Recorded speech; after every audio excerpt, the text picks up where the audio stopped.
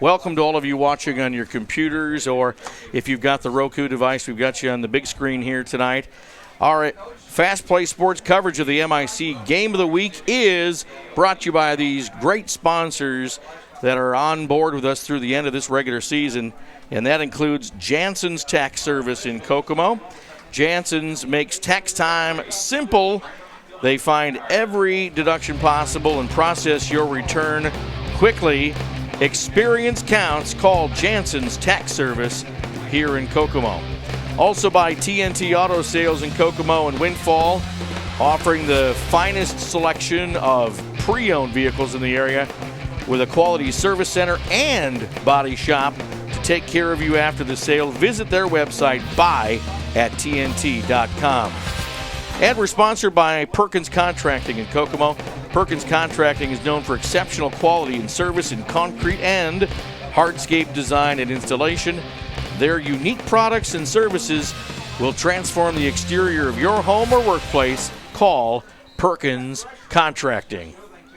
They've had the toss, Holly, and we're about ready for kickoff here from Taylor as these two winless teams in the MIC face off. One is going to have a victory here tonight. The other is going to remain pretty much winless here in the MIC. So there is something to watch here tonight. Two teams that do match up well together. Yes, I believe it'll be a great game to watch. Both of these teams are very hungry. I suspect something really strange right off to set the tone.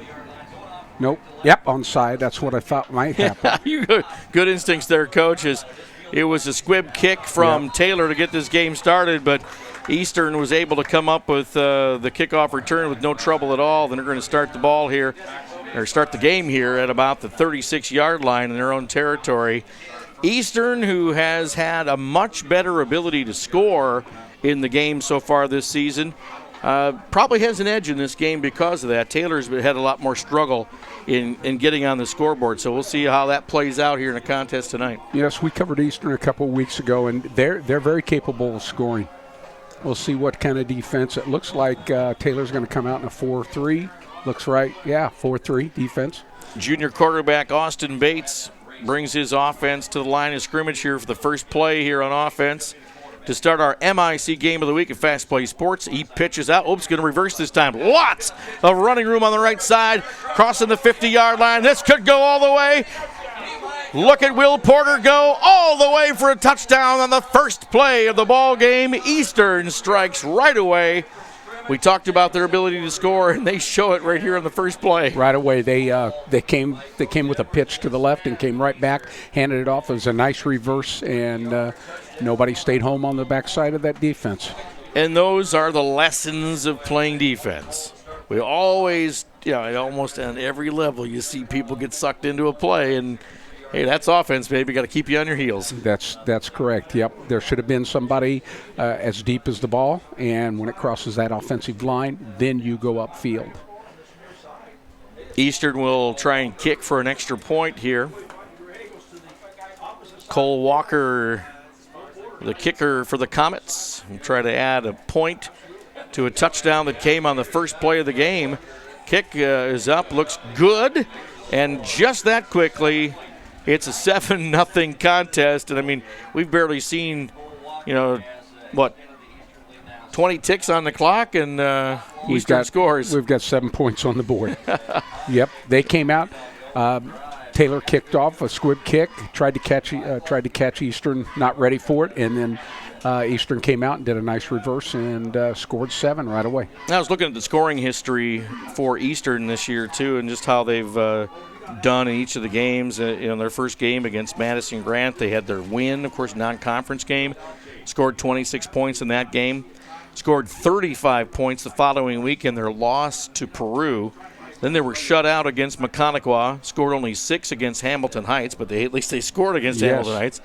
They scored 29 points in a loss to Cass. That's the game we saw a few weeks ago. And then last week against Western only managed 1 touchdown in that game, at least 6 points. So they have the ability to score, as we've seen already. Taylor has had a tough time finishing, so we'll just see what kind of practice week and the results of that practice week are going to have for the Taylor Titans, as they are about to receive the kick from Eastern after their one play, touchdown run from Will Porter to get this thing started. Here we go. Nice deep kick. Take it at the 15-yard line, come back the other way, and that's the number 8 for Taylor with the ball, Jordan Lazaro. And, of course, he's their quarterback for the team. So he'll get the Titans huddled up, and we'll see if they can answer the call with a score on their first play on offense. That was a nice tackle by number 44 for Eastern. Michael Humphreys made the stop on that return. Our MIC game of the week here in Fast Play Sports. I'm Alan James along with Mark Hollingsworth. Eastern scored on their first touch on offense. This is the very first play for the Taylor Titans on offense here tonight. From the shotgun, pitch out. Oh, bobbles the ball, but gets things rolling, but can't get around the edge. Can't get around the edge. Number 84, Brady Farrington, did catch the pitch, but didn't get very far. Actually loses probably a yard on the carry. Austin Bates made the tackle for Eastern, number 19. Jordan Lazaro waiting for the play to come into the huddle here. Actually, they're really running a no huddle here.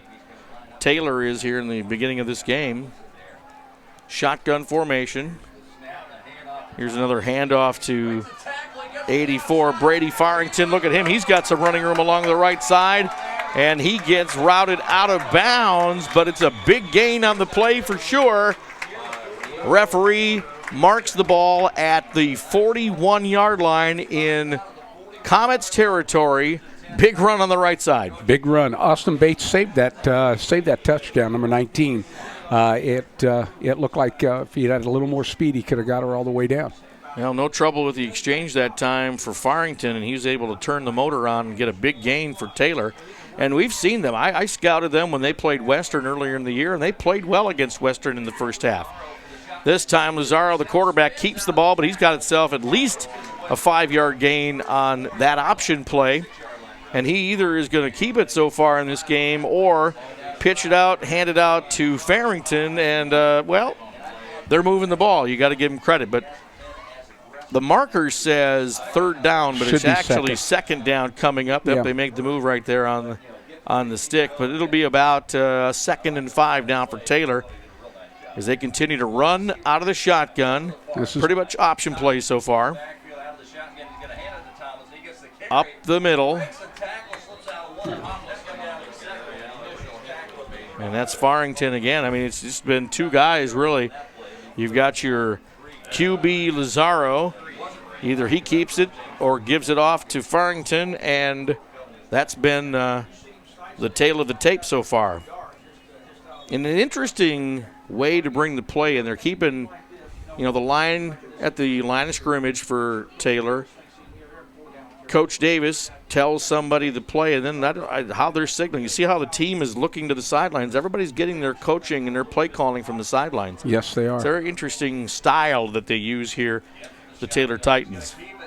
This time Lazaro keeps it again, the quarterback, and a flag has come up on the play, and not sure where the penalty is going to fall here. Right near where the tackle was made, and with enough yardage for the first down for Taylor.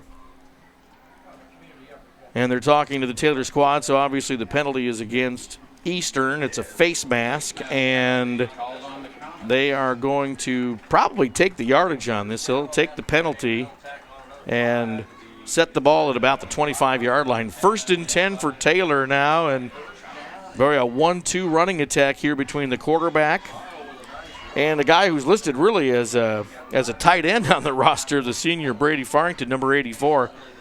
He's had a really good run in this series, and they're getting closer and closer to scoring position here. Lazaro pitches out this time, and he avoids one tackle, busts up.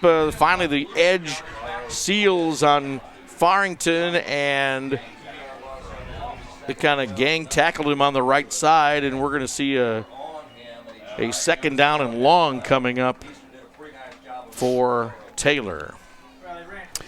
Taylor's offense is actually called the pistol, and I like the action of it. They basically have about 3 to 4 plays that they're running right now, but it's being productive.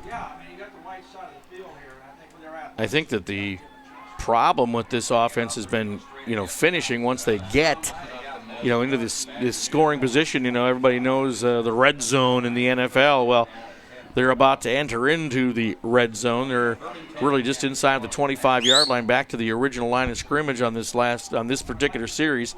So a 3rd and 10 is what Taylor faces, and they really got to get this ball moving, because with no apparent passing attack that we've seen in this series, it's all been running with this pistol offense, as you described, Holly. They got to get a big play here. Oh, and just like that, here's a pass play. Incomplete. Dropped by the receiver, number 12, Austin Smith. Sure wishes he could have that one back, because he had a little room to run there. He had running room. Yep. I think it's 4th down. I don't think we'll see a punt here. Not where they're at on the field at the 25. They might as well go for this. So with the pistol offense, what kind of scenario do you see here as they call into plays? I mean, it's almost like the kids are prairie dogging out there. They're kind of looking for the signals from the sideline. Yeah, the signals come from the coaches. It almost reminds me of Indiana University, the way they're calling their plays this year also.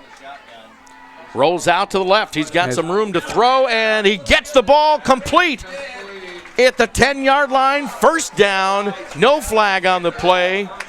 That is an awesome play for the Taylor Titans as they put the ball on the money. You got a great rollout from quarterback Jordan Lazaro, and that's a 1st down for Taylor. That was a nice reverse pivot out, nice play action, and got himself outside, got a receiver wide open.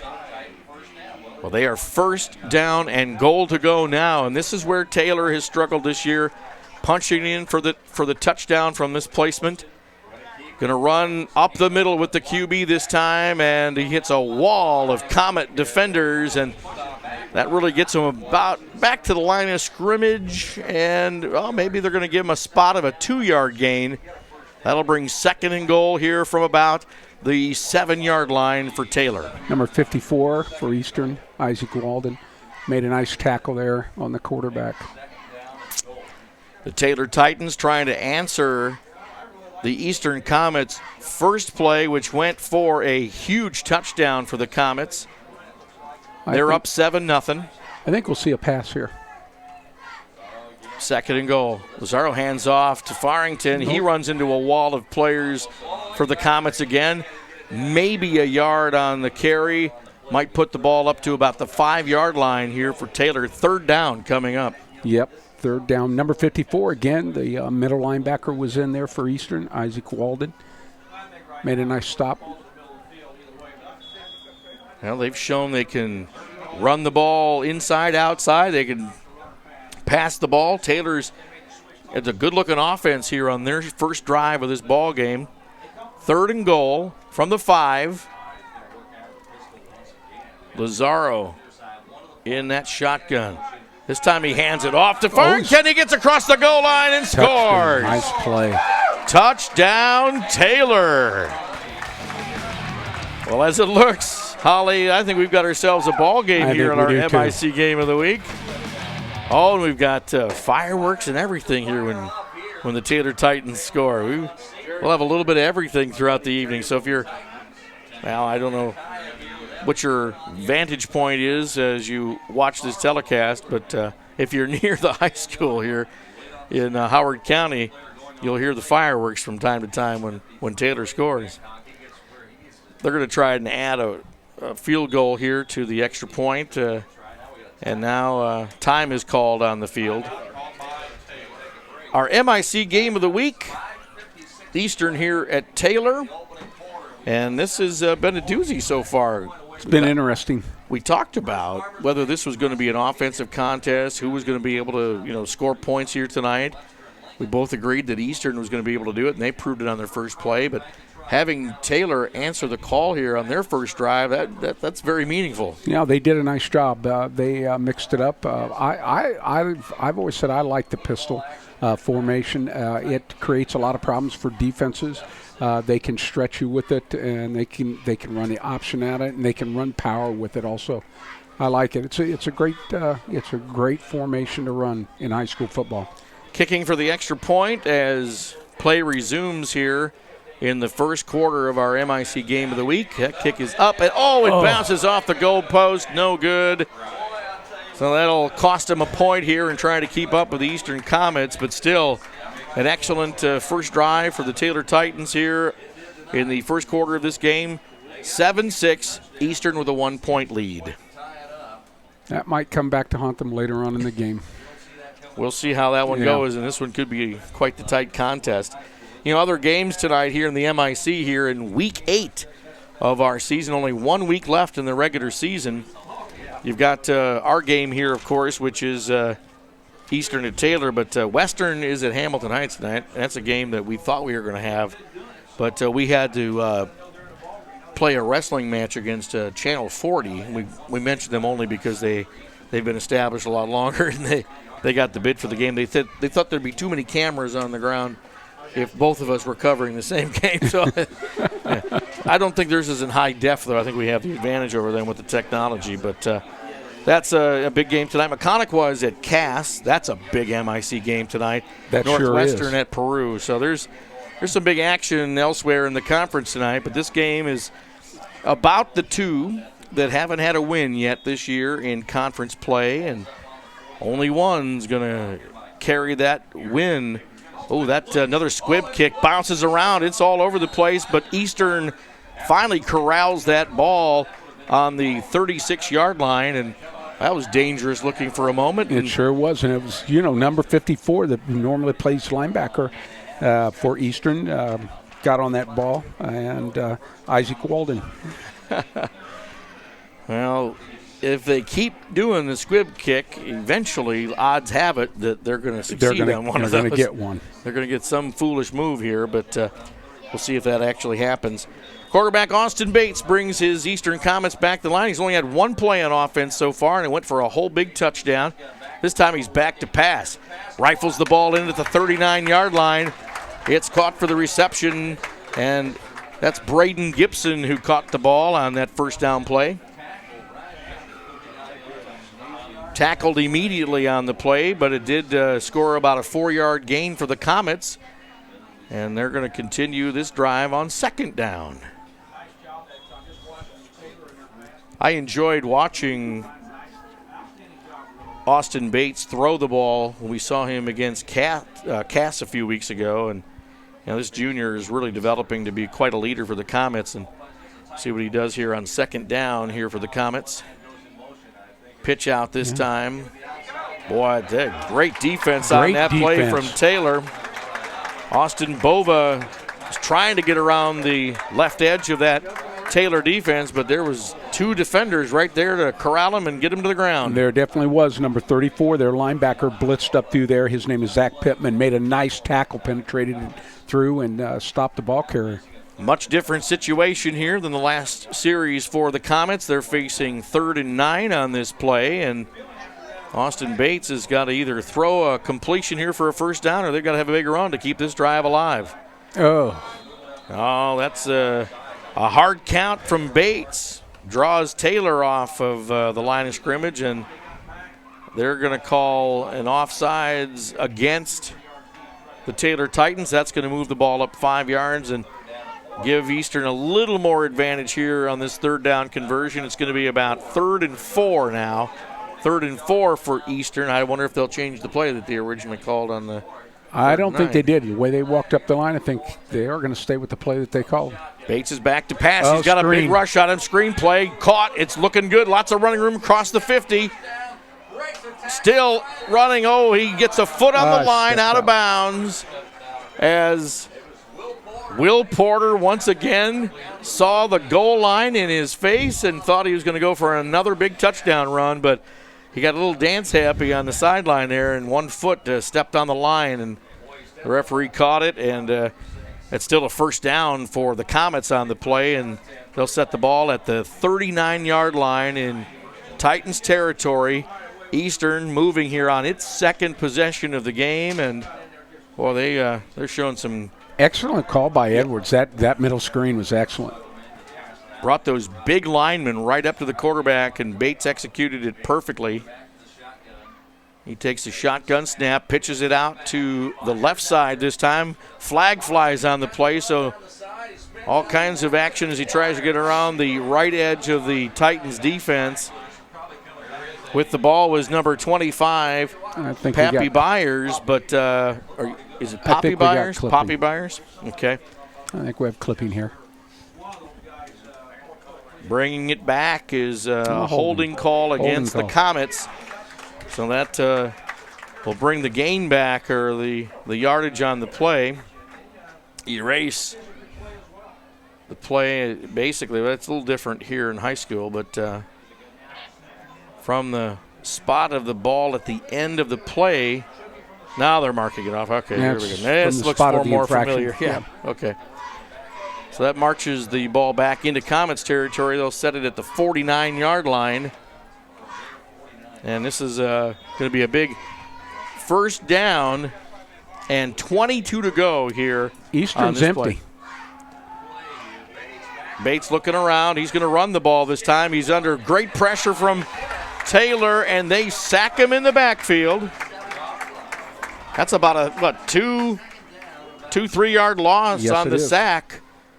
Lots of pressure from Taylor's defense here in this series. Lots of pressure on that play. They didn't have a back left in the backfield. It was an empty set, and that means you're lacking one blocker. And basically, if anyone misses a block, the quarterback's in trouble.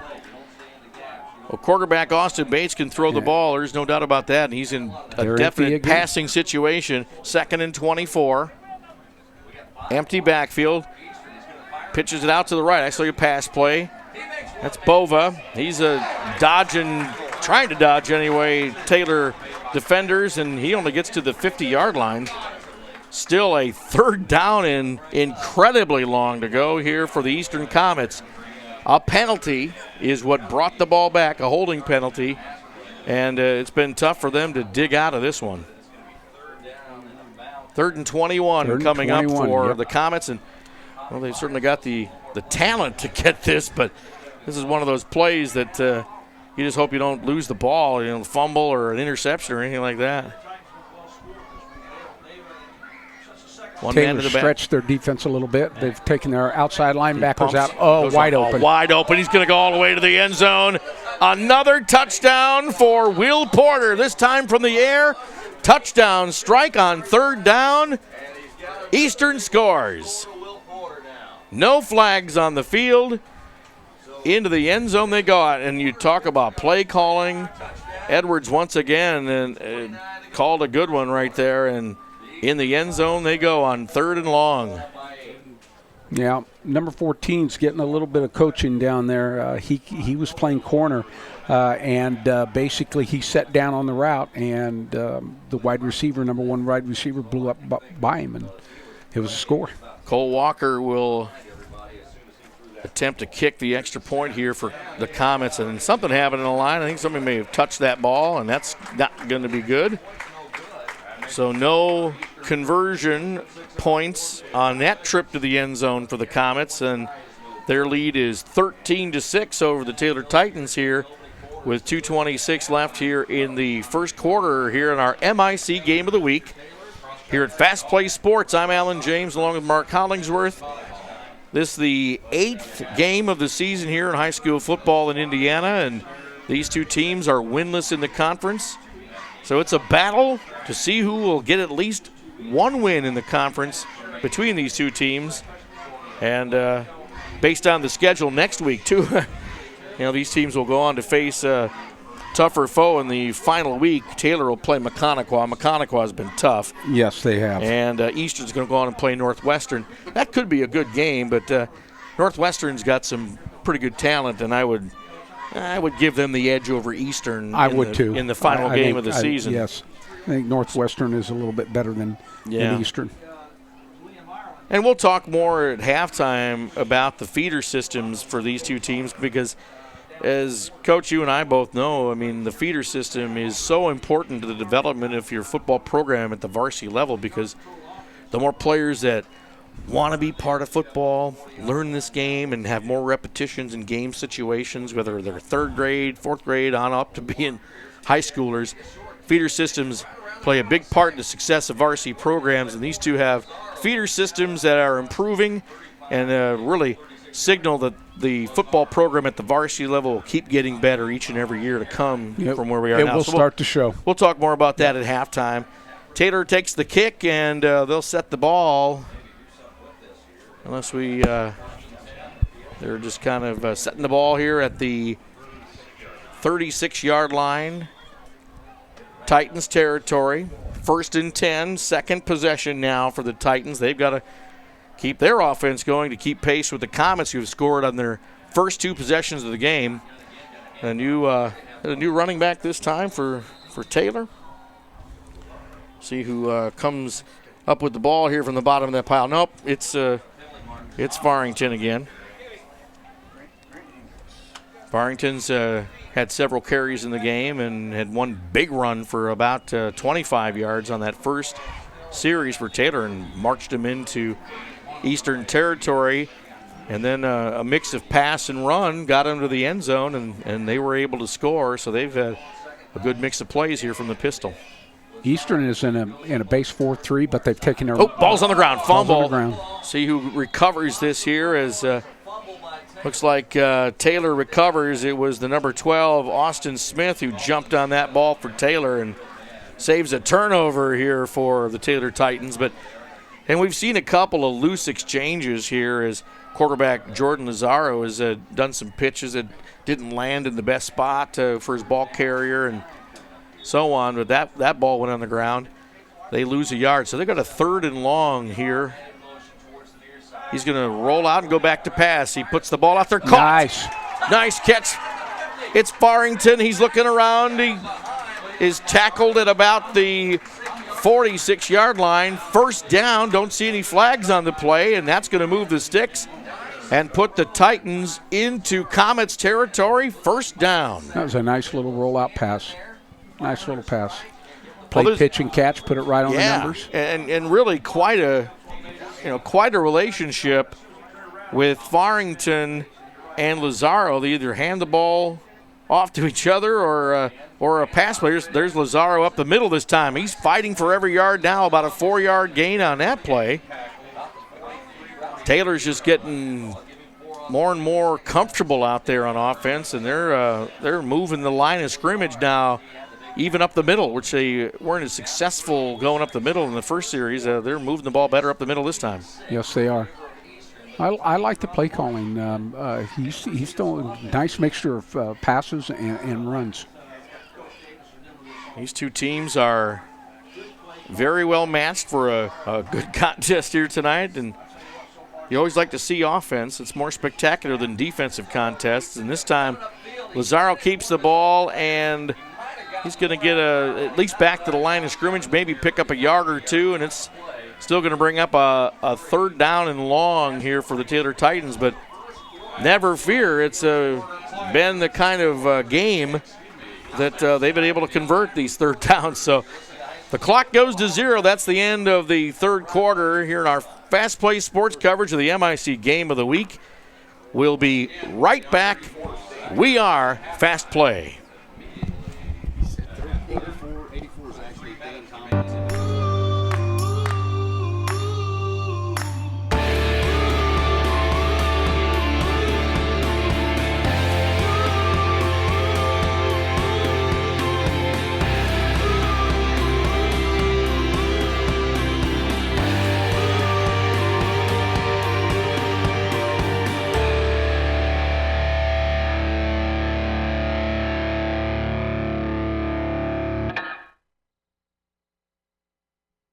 Fast Play Sports coverage of the MIC Game of the Week is brought to you by Jansen's Tax Service in Kokomo. Jansen's makes tax time simple. They find every deduction possible and process your return quickly. Experience counts.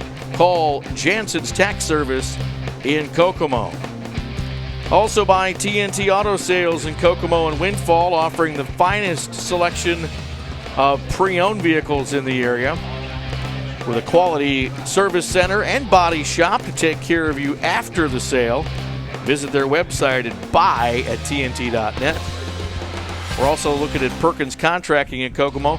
Perkins Contracting is known for exceptional quality and service in concrete and hardscape. Their unique products and services will transform the exterior of your home or workplace. Call Perkins Contracting. Taylor moves the ball on first down and moves it inside the 20-yard line here into Comets territory as they try to answer to the last score. And, you know, you're subject to your roster. I got to apologize. All through this game I've been calling the number 84 by the wrong name. Apparently, Dane Tomlinson is wearing the number 84 tonight. Brady Farrington, who probably appreciates me calling his name over and over again. Yes. Thought I'm not even in the game. I think I'm on crutches, and Alan James keeps calling my name. Thanks a lot. But it's actually the stud running back of Taylor, Dane Tomlinson, disguised as Brady Farrington just to throw the scouts off and the play-by-play announcer. That's got to be how it is, right? I think so. So now we got that straightened out at the end of the first quarter. Alan, we're okay. How many times did I call the wrong name? That just makes me want to reach up and kick my own butt. So here we go. Second down. A little different play is Tomlinson runs up the middle, and he gets a touchdown all the way from the 20-yard line. That was a beautiful hole the offensive line created for him, and it was pay dirt all from there. Boy, it was a nice cut, and he's got some acceleration. I think we'll probably see we'll go for two here, don't you think? We'll see. I see a field goal kicker out there for Taylor right now. Evan Hewitt is lining up to kick the extra point, and if he does, if he makes this, that'll tie the ball game. So this is an important kick for the Titans kicker. Here comes the play, and he puts the kick up, and that looks good. That looks great. That ties the ball game right there. And, oh, boy, we've got the ability of these two offenses to seemingly score at will, and we've got a tie ball game here in the start of the second quarter. I think we got all the players and jerseys matched up now for the rest of the game, let's hope. But that was an impressive offensive series for Taylor. That was very impressive. You know, you go back and you look at Taylor's defense. They've given up two big plays, crucial errors. Their defensive end on the reverse. The first touchdown Eastern scored did not go as deep as the ball and stay home. And the other one was when they had him in third down and almost 15 yards. Yep. And the corner set down on the number one receiver, and number one went straight up the field. The corner just set down, didn't play the defensive position correctly, and those two errors have cost 13 points. Yeah, and that's the difference in the game in terms of just how you match up an offense against a defense. It is simple, but yet when you're out there on the field, it's a whole different world. And it sure is. Sometimes they make it look easy, and other times they make us look smart being the analysts. But Taylor ready to kick off here to the Comets. This is the second quarter of our MIC Game of the Week here in Fast Play Sports. I'm Alan James along with Mark Hollingsworth, and here comes a kick. This time another squib. This ball's meandering around, is finally picked up by Eastern. They'll come away with a good field position once again, but a flag is coming in here at the end of the play as well. Wait and see what the official saw. He was looking into the pack where the tackle was being made, and he seemed to be eyeballing something. He had his flag in his hand and then whipped it out, and that's a face mask penalty, personal foul nature, so that's going to add even more yards to Eastern's kickoff return here in a moment. They're marching the sticks quite a ways down the field. They might even be setting up close to midfield here on first down, so that's a difficult penalty to have to swallow here. It's going to cross midfield and set the ball in Titans territory on the 49, all over a face mask and a squib kick, basically. So we'll see if that squib kick strategy stays in play for the rest of the game for the Titans. We got a 4-3 defense. Bates hands off this time, and he loses the. Oh, I take that back. What a fake! Bates kept the ball and ran over to the the left side and had a huge gain on the play. I was totally faked out by that. I thought he handed it off to Poppy Byers, and all of a sudden I didn't see the ball. I thought he fumbled it. I did too. I thought he handed it off also. He faked a lot of people out except for the guys who made the tackle on the play. Thank goodness for Taylor, but that was a heck of a fake by Austin Bates, the Eastern quarterback. He's working from the shotgun. As I love all the MIC teams that run the shotgun. It gives a lot of credit to the centers that are playing this game this day and age. This is Poppy Byers looking like Barry Sims on that play. Nice run to the 25. Yeah, made some nice cuts up through the middle. He did. So he gets another carry in the game, and he's going to bring up a 2nd and 2 now for the Comets as they are marching down once again. Of course, they had a great place to start this series on the 49 in Titans territory because of a fumble, or because of a face mask. Thank you. This time he's going to pass. Nice pass. Ooh, just a little low. The intended receiver on the play was Braden Evans, but that pass got a little away from Bates as he threw it into the ground, and really no chance for his receiver to get that one. 3rd and short now for the Comets, and boy, we've seen every 3rd down conversion work for both of these teams in this game, and they seem to work for big yardage. Yeah, some of the best plays are happening on 3rd down, so put your strap to your helmet on, folks, as you watch the game. We'll see what Eastern does this time. Bates is going to take it himself over the left side of his line. Looks like he's got enough for a 1st down. Pretty good, or pretty conservative play call on 3rd down. We haven't seen too many conservative plays on 3rd down here, especially as these two teams get into scoring position near the 20-yard line. 1st and 10 now for the Comets here. They're at the 22-yard line. You see them come up to the line of scrimmage. I love this shot in high def. 2 receivers, both sides. This time he does hand it off to Byers. He gets around the left side. He has some good running room, gets inside right around the 10-yard line, and that is going to be good for a 1st down for the Comets. Good blocking on that play for the line of the Comets as they were able to hold their blocks and give their running back plenty of room on the left side. Actually, the ball carrier was met in the backfield and a missed tackle, and once that, he turned it up, and number 34, Pittman, for Taylor, forced him out of bounds. 1st down. It's actually at the 11-yard line for the Comets, so they'll have a chance to actually get a 1st down if they need it, if they get to the goal line. Going to keep it this time. And, we saw Bates do this a lot in the Cass game that we watched. He's the kind of quarterback who's a true leader, and, he'll take the ball in his hands. And I say that not just literally, but he does it literally, but he wants the ability to affect the game and take control. And that's a sign of a good leader. He does take over. And you're right. It is a great sign of a good leader. He is fun to watch. 2nd down and 6 here for the Comets as they're getting closer and closer to the end zone on this 3rd possession of the game.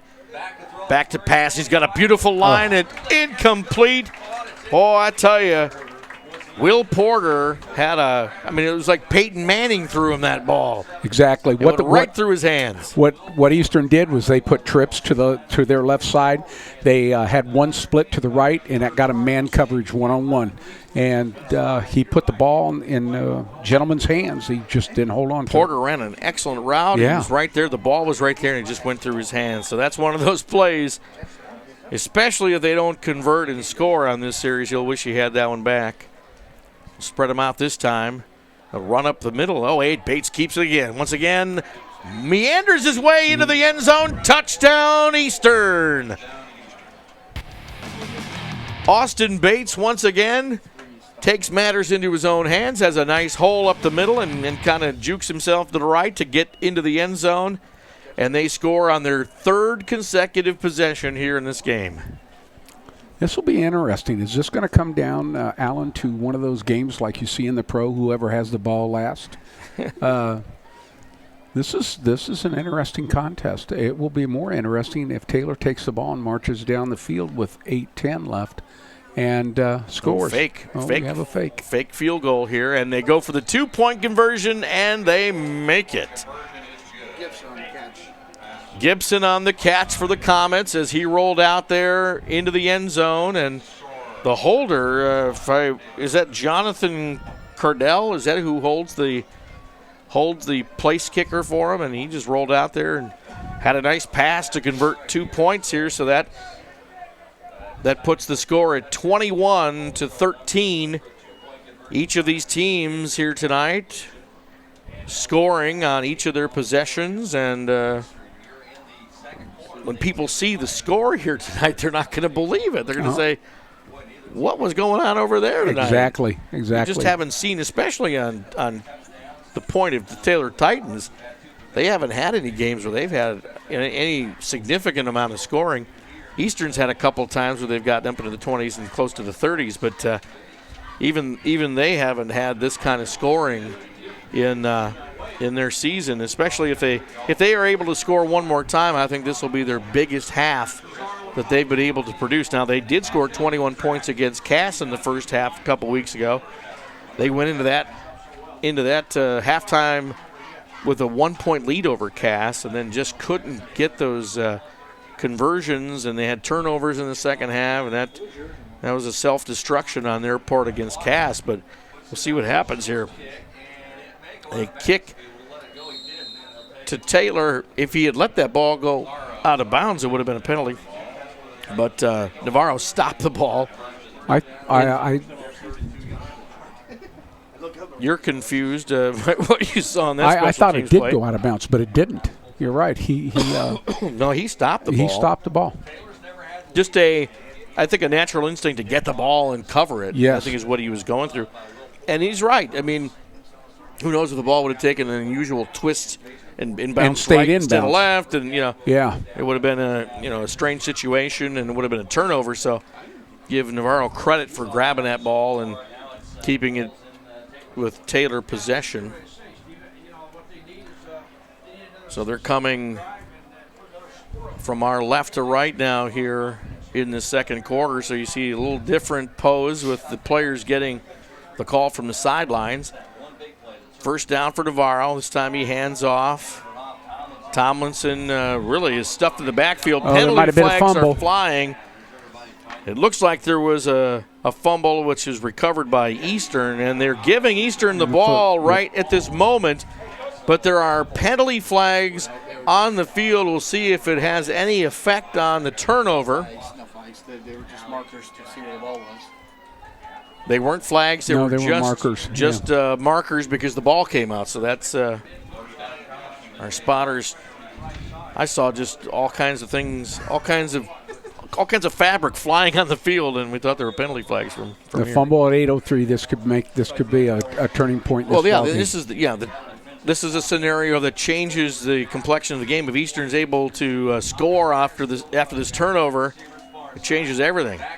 He's going to go deep this time. Penalty flags come out, catches the receiver in stride, and into the end zone goes Porter once again, but will this come back? Yeah, usually when you have a flag by the quarterback, it's an offensive lineman holding. All right, they're already shrugging their shoulders. We have a personal foul. It looks like a a chop block. Is that what they're calling it? Block below the knees, yeah. Yeah. So that takes away a touchdown, which was really a great play. Once again, you had a Bates to Porter combination, which has been working so brilliantly for the Comets here tonight. Now they start to mark off the penalty yards here, and that's going to put the ball all the way back to near midfield, right there at the 49-yard line. Titans territory, but that is also going to bring up a huge down and distance for a first down for the Comets as they're looking at first down and 27 to go. They've been able to cover a lot of yardage here, but this is not the way the coach wants it all the time. Yeah. Bates takes the snap, and this time he's going to keep it himself. Run it off the right tackle. Not a lot of running room, but he's able to lean forward for about a 4-yard gain for the Comets. Taylor did a nice job defensively on that. They swarmed towards him and did a nice job for only a 4-yard gain, just a little bend there. Second and long again, 23 to get a first down for the Comets. Bates is back to pass this time. He's got some pressure. Connects once again. Another catch by Porter. Not enough for the first down, but actually really takes a lot of the big chunky yardage out of that here for third down coming up. They're really only looking at about a 3rd and 5 now. But, hey, they got a penalty flag again in the backfield. That smells of another Comets penalty. We'll see what the referee shows here. And, okay, that's going to be a roughing the passer against Taylor. So will they automatically add the yards onto this, or will it? Yep, they're going to march him, and that's going to be a first down. How about that for a change of events? A roughing the quarterback, personal foul, 15-yard penalty added on to a successful pass play, and look at that. The Comets are first down at the 12-yard line. Oh, my, what a difference the penalty flags are making on this particular series. Back and forth we go with the penalties, and now Eastern's got a good chance to score here with first down. Passes out there to number 23 with some running room, and he's got it all the way to the end zone. Touchdown for Noah Aaron. Comets get back on track and score here in the second.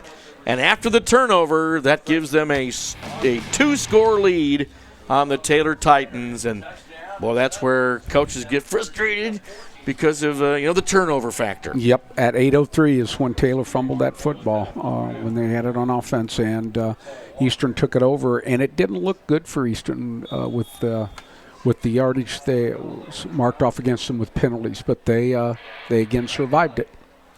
Last time they went for 2 points on a fake field goal, but this time they're going to kick it, and that gets right through the uprights, and that's good. So now it's 28-13 Eastern.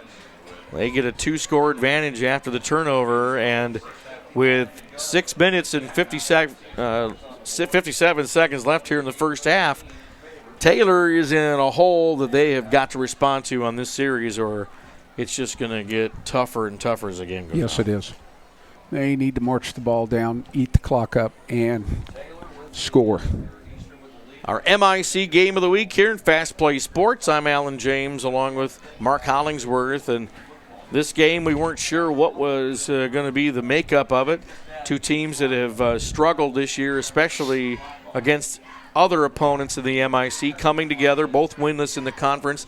One of the two teams has got to shine. We had a feeling it was going to be Eastern, but Taylor has really stepped up in this game, and they still have it in their grasp. They shouldn't give up. Yes, they should. They shouldn't give up. The helmets ought to stay up. If they move the ball here, like I said, and eat that clock so Eastern doesn't get the ball back for half and score at the end of this half, they'll be right back in the ball game, and that'll lift their spirits going into the locker room. Taylor is, has had a situation, they got a long losing streak going on right now, and they really, for their program, it would be great to see at least one win here, and it's still not out of the question yet as the Comets kick off, and we've got Lazaro, the quarterback, who is receiving the kickoff as well, brings the ball back to about the 36-yard line, maybe, or 31. Yeah, 31-yard line. Good field position, good place to start an offensive drive. Bad.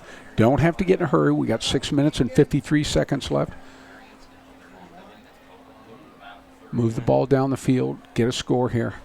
Now they've done an excellent job of mixing up pass and run to, really keep the Comets defense on their heels most of this game.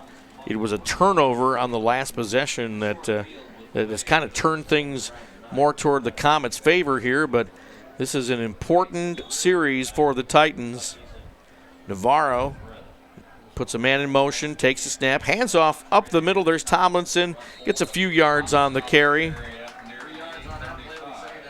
Let's say about maybe 4 yards on that carry on first down. Second and 6 coming up next. Nice quick opening up the middle. Nice call. 2nd and 6. Clock is rolling here. 6:25 to go here in the first half, and this is quite a chess match here on this particular series of running clock and your offense and timing it out so that you get a score. Navarro goes long this time. He's wide open, number 88. Oh, let's see.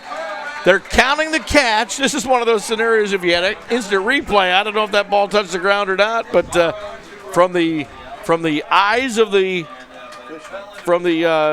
side judge or linesman, he counts it as a catch. That's a first down in Comets territory for the Taylor Titans. They spot the ball at the 35. First down, and Taylor is looking good on this drive. Yes, very good. Nice play action, and the corner set down. The receiver blew right by him, is wide open. If he would have been on target, it would have been 6. If he wouldn't have had to stop and come back for it. Derek Rapoon was the receiver on that play, and this time Navarro is just running around in the backfield trying to get something going, and looks like he does get back maybe to the line of scrimmage. I guess they're going to move him back about a couple of feet. So he loses a little bit on the play. Timeout is called, and there is 5:37 yet to go here in the first half. Teams come to the sideline here to get some extra coaching in this situation. We look forward to halftime. We'll talk about these two teams and two football programs here in the MIC that both are in rebuilding modes. I mean, when you look at teams that just aren't playing at the level of your better teams in the conference, I mean, it wasn't that long ago that Eastern, challenged for an MIC crown. It hasn't been that long since Taylor's had some success in the MIC here in the Gridiron either. But it really comes down to how a feeder program works to supply good student athletes, to the varsity program eventually. And both of these school corporations have been focusing on that. Coaching staffs at both schools have a lot of promise in their feeder program. So we'll talk about that at halftime. Play resumes here with 5:37 left to go in the first half. Second down and about 10 to go here for Taylor. They hand off to Tomlinson again, and he gets not a lot of help there in the middle as he tries to get something going. Picks up a few yards. It's going to bring up a 3rd and long this time for the Titans. And they've really got to make this thing finish correctly. A, they've got to get the score, and B, they've got to take some time off the clock so Eastern doesn't have a chance to respond. And they can go into the locker room here at halftime down by 1 score. Navarro takes the snap. He's looking long again this time. Overthrows his intended receiver, trying to get it to Liam Ireland on that particular play. Not a lot of separation for the receiver on that. No, good thing he overflew it. It was a nice defensive play. He overthrew him, but it was defense was right there, right with the receivers. Great defense by Eastern. Now it's 4th down. 4th and, a pretty long 8 yards to go here for Taylor. Way too much time left on this clock to give Eastern the ball back. They desperately need a first down here. We'll see if we can convert on 4th down. Big play for the Taylor Titans. Navarro takes the ball. He's going to roll out left. He's been successful there. Looking long. He's got his receiver. And, I don't know if there was confusion between the receivers on that play or what. You had the number 4, Devin Schesser, in line for that pass. And you have the number 21, Stone Deckert. And they may have been confused on where that ball was going and ended up being tipped and on the ground.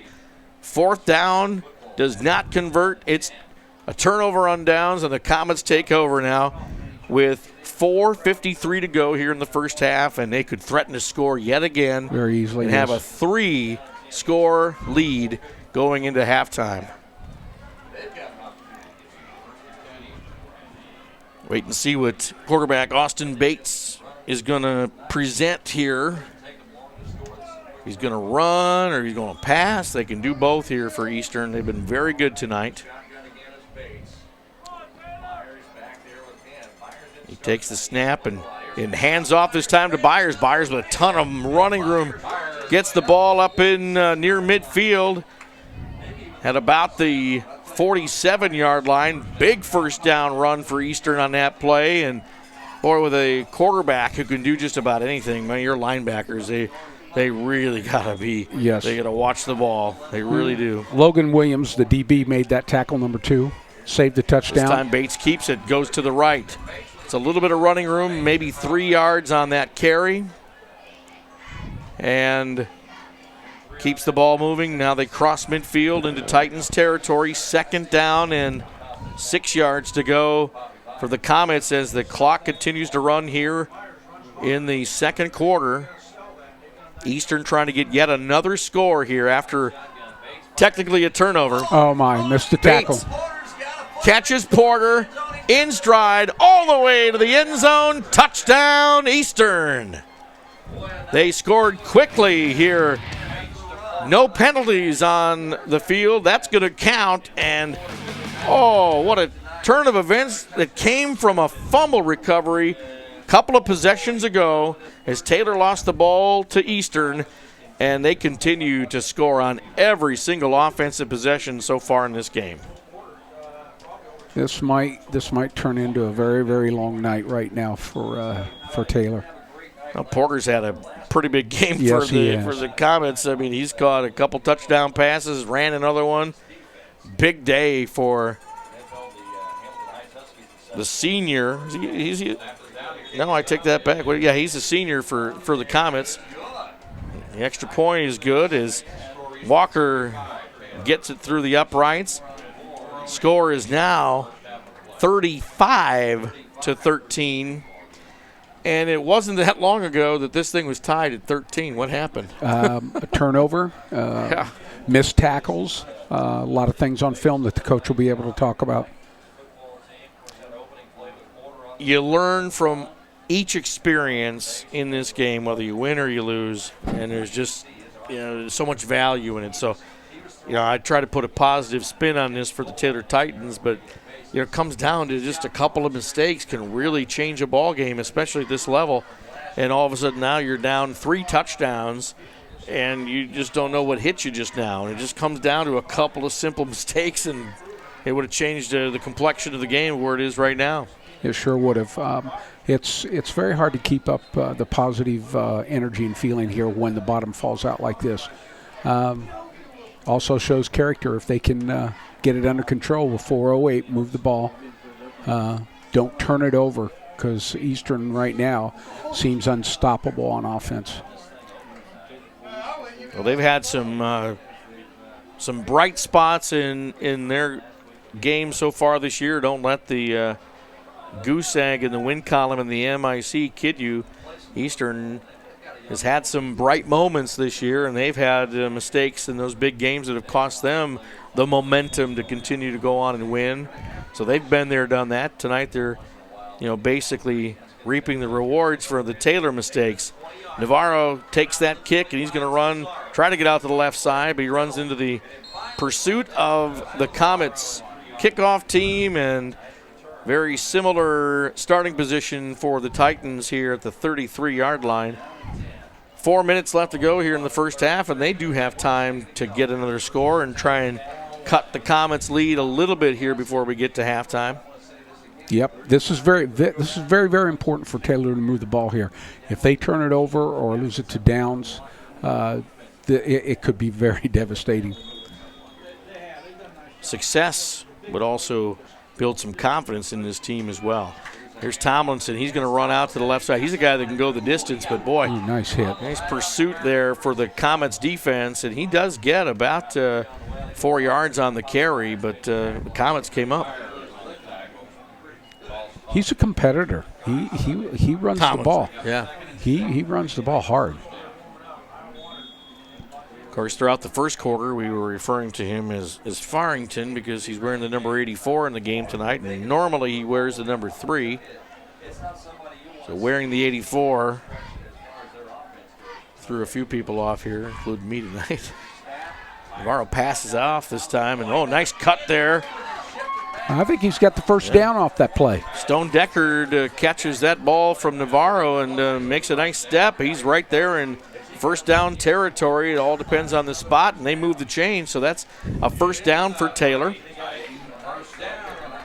Clock will resume here in a moment as these are the last few minutes of the first half, and Taylor just kind of got into a juggernaut here as the score is 35-13. Our scoreboard off a tick right there, but we'll see if Lazaro can keep the Taylor Titans moving here on this, what could be the last drive of the first half. Hands off to Tomlinson. He breaks a tackle, but he slips, and the gang tackle comes after that, but he got about a yard and a half on the carry. He's one of those guys, though, when he starts to run, those long strides that he has, and he gets up to full speed, there's not many that can catch him here on the field. He does have some explosive speed. Comets got to keep him in check whenever he gets the ball because he's got breakaway speed and can get all the way to the end zone. They got trips on the far side. Yep, second down. Going to run to the right. Timing Single pass. coverage. Oh, beautiful, beautiful catch. Liam Ireland once again, this time able to bring the ball in and give Taylor a first down inside the 35-yard line. We're going to spot the ball right on the 35 for Taylor. Alan Taylor just dished out some of what Eastern did. Put trips one side, single man coverage on the backside, ran a post pattern, completed for a nice play. Good timing by quarterback and receiver. And the clock continues to roll here with we're actually down to 1:50 left in the game, 1:50. Tomlinson runs up the middle that time to, I guess, keep the Comets defense honest here and run some more clock here before perhaps some big play that they've got planned here for Taylor to end the half. It's looking as though they're going to have at least the clock in their favor to have the opportunity to get the final score here of the first half. Just got to finish the job. Got a minute 27. We got the trips away from us. Single coverage down here. 2nd and 7. Lazaro runs out the right. Penalty flag on the ground. He runs around left side, has lots of running room. He gets to the 20, but we'll wait and see what the penalty is. My guess, if it's out there on the number 1 receiver, my guess is defensive holding on that receiver. Wait and see what the referee gives a signal for here. Looks like it's they're going up to the Eastern crew here, and they're pointing that it's against Taylor. Well, and it looks like it is. Here the white hat's going to tell us just procedure. Don't know why they didn't blow the ball dead with that, but they let the play run out, and that's a very good question. Usually a 5-yard penalty in that situation. Dead ball. Yeah. Usually stops things, but that backs the ball up for Taylor. They lose the time on the clock that they had, and they did have an excellent play that got them to the 20. So now they've got to look at a 2nd and 12 now. Let's see what the coaches brew up here is head coach Eric Davis, the only coach on the Taylor side in the black shirt. That's your head coach. He fakes a short pass play and then throws it into a crowd. That may have been intercepted. And it is no signal yet. I tell you, it looked like an Eastern Comet had it, but it may have been wrestled out of his hands and back into the hands of a Taylor Titan.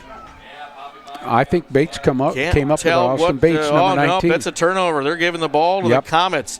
Interception is Navarro threw the ball into a crowd. He had, it was kind of like 4 guys there, 2 offensive receivers and a couple of defenders, and they wrestled for the ball, and it's It's another turnover here for the Taylor Titans here in the first half, and it has been critical. 45 seconds left to go here in the first half. We'll see what Austin Bates is going to cook up here, and Taylor calls a timeout. So that's going to recycle things here a little bit, but I got a feeling Eastern's not going to be satisfied until they keep the foot on the gas and try to get to the end zone one more time. I believe the first couple plays will probably be pass plays. That's my guess. They've had a lot of success. Eastern likes to run the wheel routes, but the post patterns have been wide open on the wheel routes, and it looks like I would expect that they'll come out throwing the football. And if they're not successful in the first couple of plays, put it back on the ground, eat the clock up. Austin Bates, quarterback for the Comets, his favorite receiver today has been Will Porter. He's caught a couple of touchdown passes and ran for another. He's 3 or more of the scores that we've seen here for Eastern in this first half. And he's got not only the timing with the quarterback pass, but he's got the speed to go the distance. So we'll see if there's a combination here in the formation that'll put the number 16 wide open for Bates. Empty backfield, just a quarterback. He's back to pass, and he comes across the middle and throws it into the ground. Intended receiver was Poppy Byers, but that ball was not to be caught there on first down. I think we'll see another one. And if it's unsuccessful like that first attempt, then I suspect that the ball will go on the ground on third down. Taylor was disciplined, especially with all the wideouts that the Comets had on that play. They all defended it very well. There was nobody open on the outside. No. Bates had to go to the middle. We got trips upstairs. We got trips away from us. Got single man coverage down here on the bottom. See what Bates likes. Oh, Looks yes. right. Throws right. He's got just off the fingertips. Noah Aaron tried to grab that pass from Austin Bates, but he just couldn't bring it down, and he would have been down by contact on the play. Would have been a first down, but not to be here on second down. So now it's 3rd and 10. We have a timeout. Comets call a timeout to bring the team to the side here, and Coach Edwards can focus in on a play that is going to be successful, at least getting either the first down or even scoring here. I mean, we've seen the Comets score from over 55 yards out, running and passing. So this will be probably some of the longest scoring plays we've seen so far in the game, but we've seen some doozies already. Yeah, in third down and long situations. Yeah, all the way. A lot of them have been in third down situations, and he's hit the post pattern many times. And I'm surprised he hasn't come back away from trips and hit that single coverage on the backside. Well, I'll tell you, Taylor has been watching Porter as the number 16, Will Porter's had a fabulous game, so they've really corralled him on each of these pass attempts here in this series for the Comets. We'll see where Porter is going to line up. He's evened it up. He's got 2 receivers on both sides. And blocker in the backfield. He's looking left this time, and he's got lots of time, but he heaves it up there. This is overthrown. Intended receiver was Braden Gibson, and he had kind of stopped his route and then saw the ball in the air and didn't have the speed to close the distance on that. And we've got another penalty on the play. I think we might have holding on Eastern. And if they take the penalty, it'll march it back. They did decline the penalty, which is a smart deal because that makes it 4th down for the Eastern Comets. 29 seconds left here in this first half. And Taylor unsuccessful at converting here with this possession after the turnover. And that's a break for Taylor in a way because Eastern wasn't able to score another time unless something goofy happens right now. Taylor still has a chance to score if they can secure the ball on this punt. First punt of the game. Sure is. I was just going to say, Alan, this is the first punt we've seen. Some motion here with the punt team, perhaps just making sure we got the right alignment here. See what happens on this crucial special teams. All balls on the ground. Oh, but he kicks the ball, and it's really short. Bounces it about the 38-yard line. Now a penalty flag comes out. Another penalty flag comes out. And another penalty flag comes out. It looks like somebody is upset. One of the Taylor Titans, perhaps, is upset about something that happened there. And a lot of penalty flags that come out from different referees that are out there.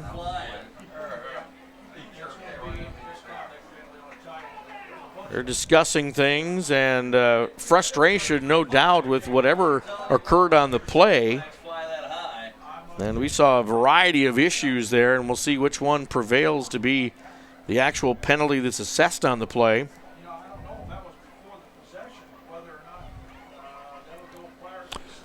Got everybody out Very there. interesting. It was hard to tell. Did Taylor get someone? Did someone touch that ball? Because you have to touch that ball. Then if you hit the kicker, it does not matter. It's not roughing the kicker. But if nobody got their hands on that ball on the punt. Calling for a personal foul against the Titans right now, but not sure what the details are of that personal foul. But it just ends up being the one thing that's assessed, apparently, which is going to just affect the set of the ball here in a moment. I mean, it'll still be first down for Taylor, and they still have 19 seconds to try and go the distance and get another score here before halftime. Still trying to figure out where the spot of the foul was and where they march it off from there. Looks like they finally have it figured out, and they assess the penalty yards now against Taylor, and it's going to march the ball all the way back into Titans territory. Look at them go. Ooh, wow. 44-yard line here for Taylor. Two big plays, one big play. They could get to the end zone. I guess the details of the personal foul were unsportsmanlike conduct. Oh, here we go. Oh, no. He's marking off another one. Oh, no way. Oh, my word. So they are adding to, we saw 3 flags on the play. 3 separate incidents happened, and it looks like 2 of the penalties, which were basically 15-yarders each, they marched off 30 yards against Taylor here with the penalties from that punt, which we couldn't tell if it was blocked or if it was just the rush of the defense that caused the punter to have a terrible squib kick. Yeah, terrible kick. And now Eric Davis goes out, head coach of Taylor, to ask the refs, what in the world just happened? What are you talking about here, man? Need a little explanation. Yeah, we've lost a lot of yards here on penalties in this particular segment, and we'd love to know what the deal is. And they're explaining it to the coach, and he doesn't seem to be too upset so far through the discussion.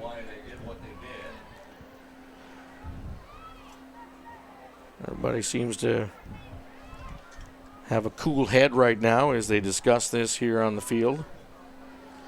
With 19.9 seconds left and Taylor has the ball, I don't think I'd be looking for the big play right here. I would think be getting into the locker room, regrouping at halftime. That's how you'd call it? Yeah, that's where I'd go this route. That's a lot of football field to cover in 19 seconds. There is strategy I always had is I always had the bread and butter play, one that I always told my offense, we got to have this play every time. And now that usually is to guarantee at least a 5-yard gain. Then there was always usually a play that had the potential to not be, something that would come back to bite us if it failed, but it had the potential to go the distance from anywhere on the field.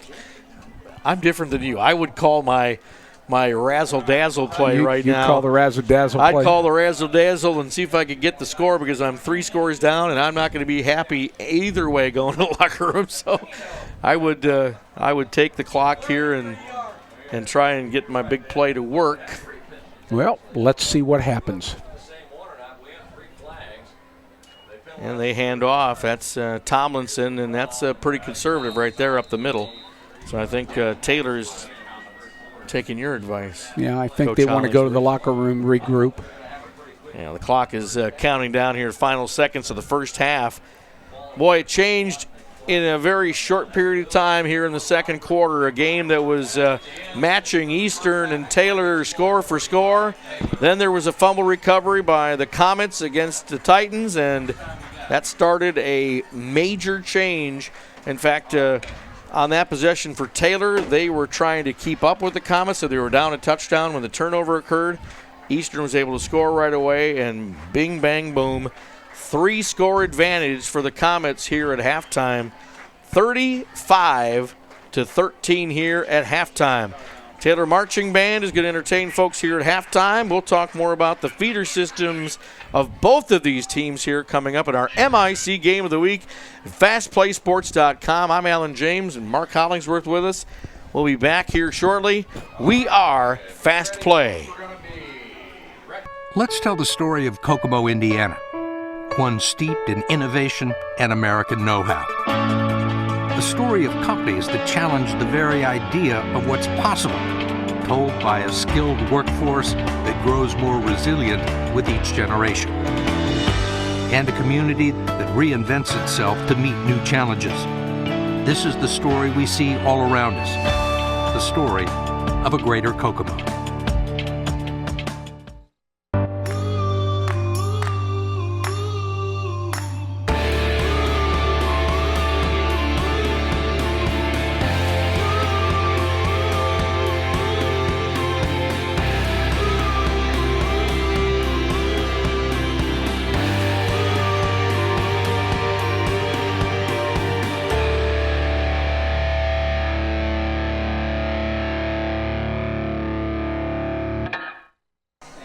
We're at halftime here in our MIC Game of the Week. Eastern Comets of the Taylor Titans. I tell you, it was a very, very competitive first quarter and maybe the first third of the second quarter. And then it all changed when a fumble recovery by the Comets on a drive that the Titans were trying to answer the latest Comets score. Comets continued to score and ended up with a 2-touchdown lead at that point. Able to stop the Titans on their next possession on a turnover on downs. Comets scored again, and they've got this big 35-13 lead here at halftime as the Taylor High School Marching Band, a very award-winning marching band, is on the field right now. I'm Alan James along with Mark Hollingsworth, and of course our Fast Play Sports coverage of the MIC Game of the Week is brought to you by our list of fine sponsors who have joined us to support our efforts here in these final regular season games here in the MIC. First off, Jansen's Tax Service in Kokomo. Jansen's makes tax time simple. They find every deduction possible and process your return quickly. Experience counts. Call Jansen Tax Service in Kokomo. And by TNT Auto Sales in Kokomo and Windfall, offering the finest selection of pre-owned vehicles in the area with a quality service center and body shop to take care of you after the sale. Visit their website at buy@tnt.com. And by Perkins Contracting in Kokomo. Perkins Contracting is known for exceptional quality and service in concrete and hardscape design and installation. Their unique products and services will transform the exterior of your home or workplace. Call Perkins Contracting. I'm Alan James along with Mark Hollingsworth, and we'll talk about the feeder systems of these two teams here in a moment, but a lot of eyes and ears are certainly on that Western and Hamilton Heights game here tonight, and we got a halftime score on that contest. Western leads 14-7 and has really been dominating Heights tonight as the away team has had that advantage as the Heights are playing at home. But, boy, if Panthers can hold on and win that game, what's really going to shake up the MIC conference standings? Allen, absolutely. That will put McConaughey at 4-1. That'll put Western at 4-1. That'll put Heights at 4-1. There'll be a three-way tie going into the final week. There'll be some important games next week. But I'm going to tell you right now, Heights' offense is explosive. You know, they have another half of football. and they can score rather quickly. Well, that's what we know right now, and we are certainly interested in following what may be the outcome. They're already probably starting the second half at Hamilton Heights, as our game was kind of slowed down by a lot of penalties and things like that had to be assessed. And there was, in that last series that Taylor had, they had 30 yards in penalties just from a punt return, and that took a lot of time to sort all that out. It sure did. It took a lot of time. You look back at this game and you think about it, Alan. I looked at the clock when that fumble occurred. Taylor fumbled the football, and it was 8:08 left. And from there, it was a landslide. The whole bottom of the boat just fell out for Taylor. And because actually I thought, they were going to answer. They had been answering each touchdown Eastern put up on the board. And I thought if they could have driven down, ate the clock up, scored, brought himself back within 7, it would have been a different ball game. But they're going to have to regroup here at halftime to get back into this game. Well, a lot of what you see at the varsity level is the product of a feeder system. And what is a feeder system to a high school football program? Well, what it is young kids starting at 3rd grade learning flag football, learning the fundamentals of football. And when you have a strong feeder system, it usually makes a strong varsity program at every high school. And both of these teams, both Taylor and Eastern, have had to regroup, especially Taylor. The Titans had a feeder system that was actually affiliated with the Kokomo Police Athletic League, which really wasn't teaching those individual players Titans football. A lot of what they were exposed to in Police Athletic League in Kokomo was Kokomo Wildcats football. And a lot of those coaches were all Kokomo-based. So in recent years, 3 years ago, as the coach took over here at Taylor, he really started to build that program of the feeder system so that 3rd, 4th, 5th, and 6th graders started playing football not only here under the watchful eye and umbrella of the Taylor program, but also playing the other teams in what they call the MIC Pigskin League. So now these kids are playing at 3rd, 4th, 5th, and 6th grade level against that same class, that same group of young athletes that are growing up throughout the MIC. So that totally changes how your feeder system works. And as I was talking to the head coach of Taylor here before the game, Eric Davis was describing that now they're starting to kind of bear the fruit of those efforts at building their feeder program, and look for Taylor to continue to improve. I think that's very important. One of the important things about a feeder program is not only does it get the kids out to play football, but it takes his system defensively and his offensive scheme, and it is taught at an earlier age. So when they do walk onto the varsity field, beginning at 7th grade, 8th grade, 9th grade, right on up, they have some type of background, what they're going to get hit with and what comes at them. Like you said, if they were playing the Kokomo Athletic League, you could have all kinds of offenses run there, all kinds of defenses, and so when they come back to Taylor, that's not what they've learned. So this program that he started here will surely complement the varsity and help him out in the future. Well, the sheer numbers of participants continues to grow here at Taylor. And as you talk about the Eastern Comets, they also work very hard on their feeder program. Their youth participate in the MIC Pigskin League, and they're solid. They've got 40 kids in a middle school program. That's a great number to have that's supporting the growth of your team as those kids graduate into high school and start becoming part of your freshman, JV, and then eventually your varsity players. Eastern's got it going too, and both coaches like what they see coming up through the ranks. So look for both of these programs, which have both suffered no wins so far at MIC play thus far this year. They are hoping for brighter futures and greener pastures in years to come. I believe so. They handed us some scores from around the area. Of course, we talk about, in the third quarter, Western has scored again. It's a 21-7 lead for the Panthers against Hamilton Heights here in their third quarter. At half, Kokomo was ahead of Marion 35-6. Cass ahead of Mechanicawa 14-0. That game will change the complexion of the MIC if Cass is able to win. Northwestern was ahead of Peru 14-0. And, well, those are some interesting scores here as they come in over the half times here across the MIC tonight. And I'll tell you, if Cass hangs on to McConaughey, we're going to be at that Cass Western game next week to wrap up the season here with our MIC's game of the week. We've already got the things secured to be at Western next week for that finale. And wow, if Western wins over Hamilton Heights, Cass wins over McConaughey, and in Hamilton Heights they're going to have a little different opponent.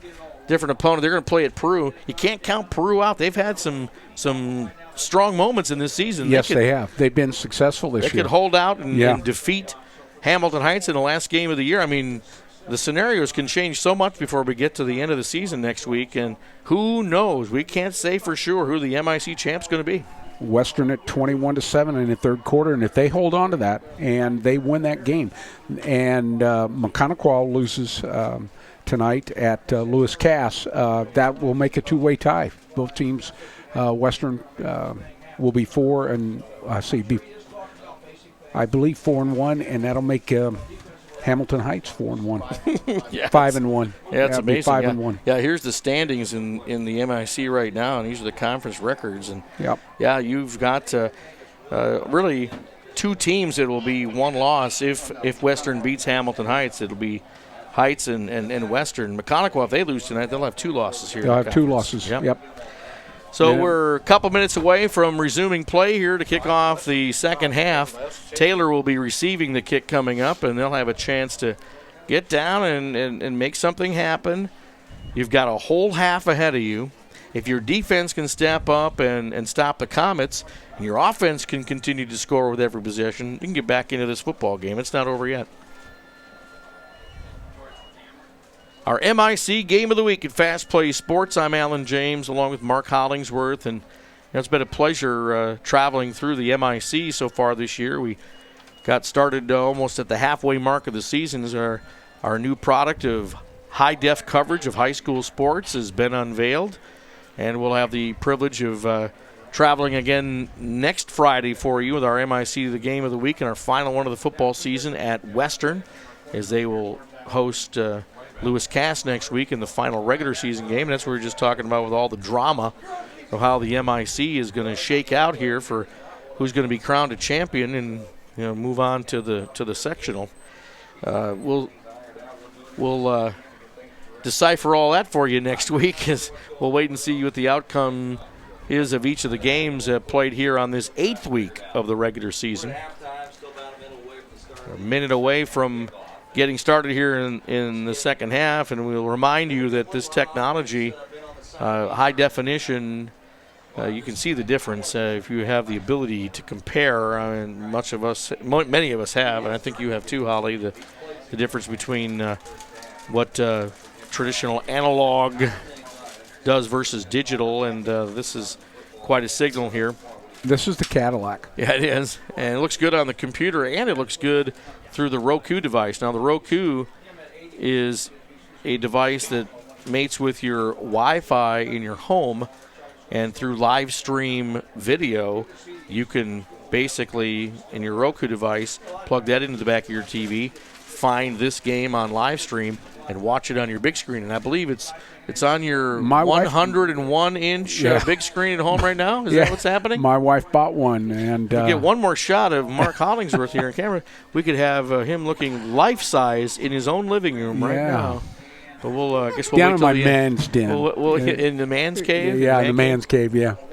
So wait. She went out and bought one, and it works unbelievably. Well, that's outstanding, and we certainly encourage more people to take on the technology. But we are a product in development, and I think we're getting our wits about us here as we get ready, as the Comets are going to kick off to the Titans here. Our MIC Game of the Week in Fast Play Sports.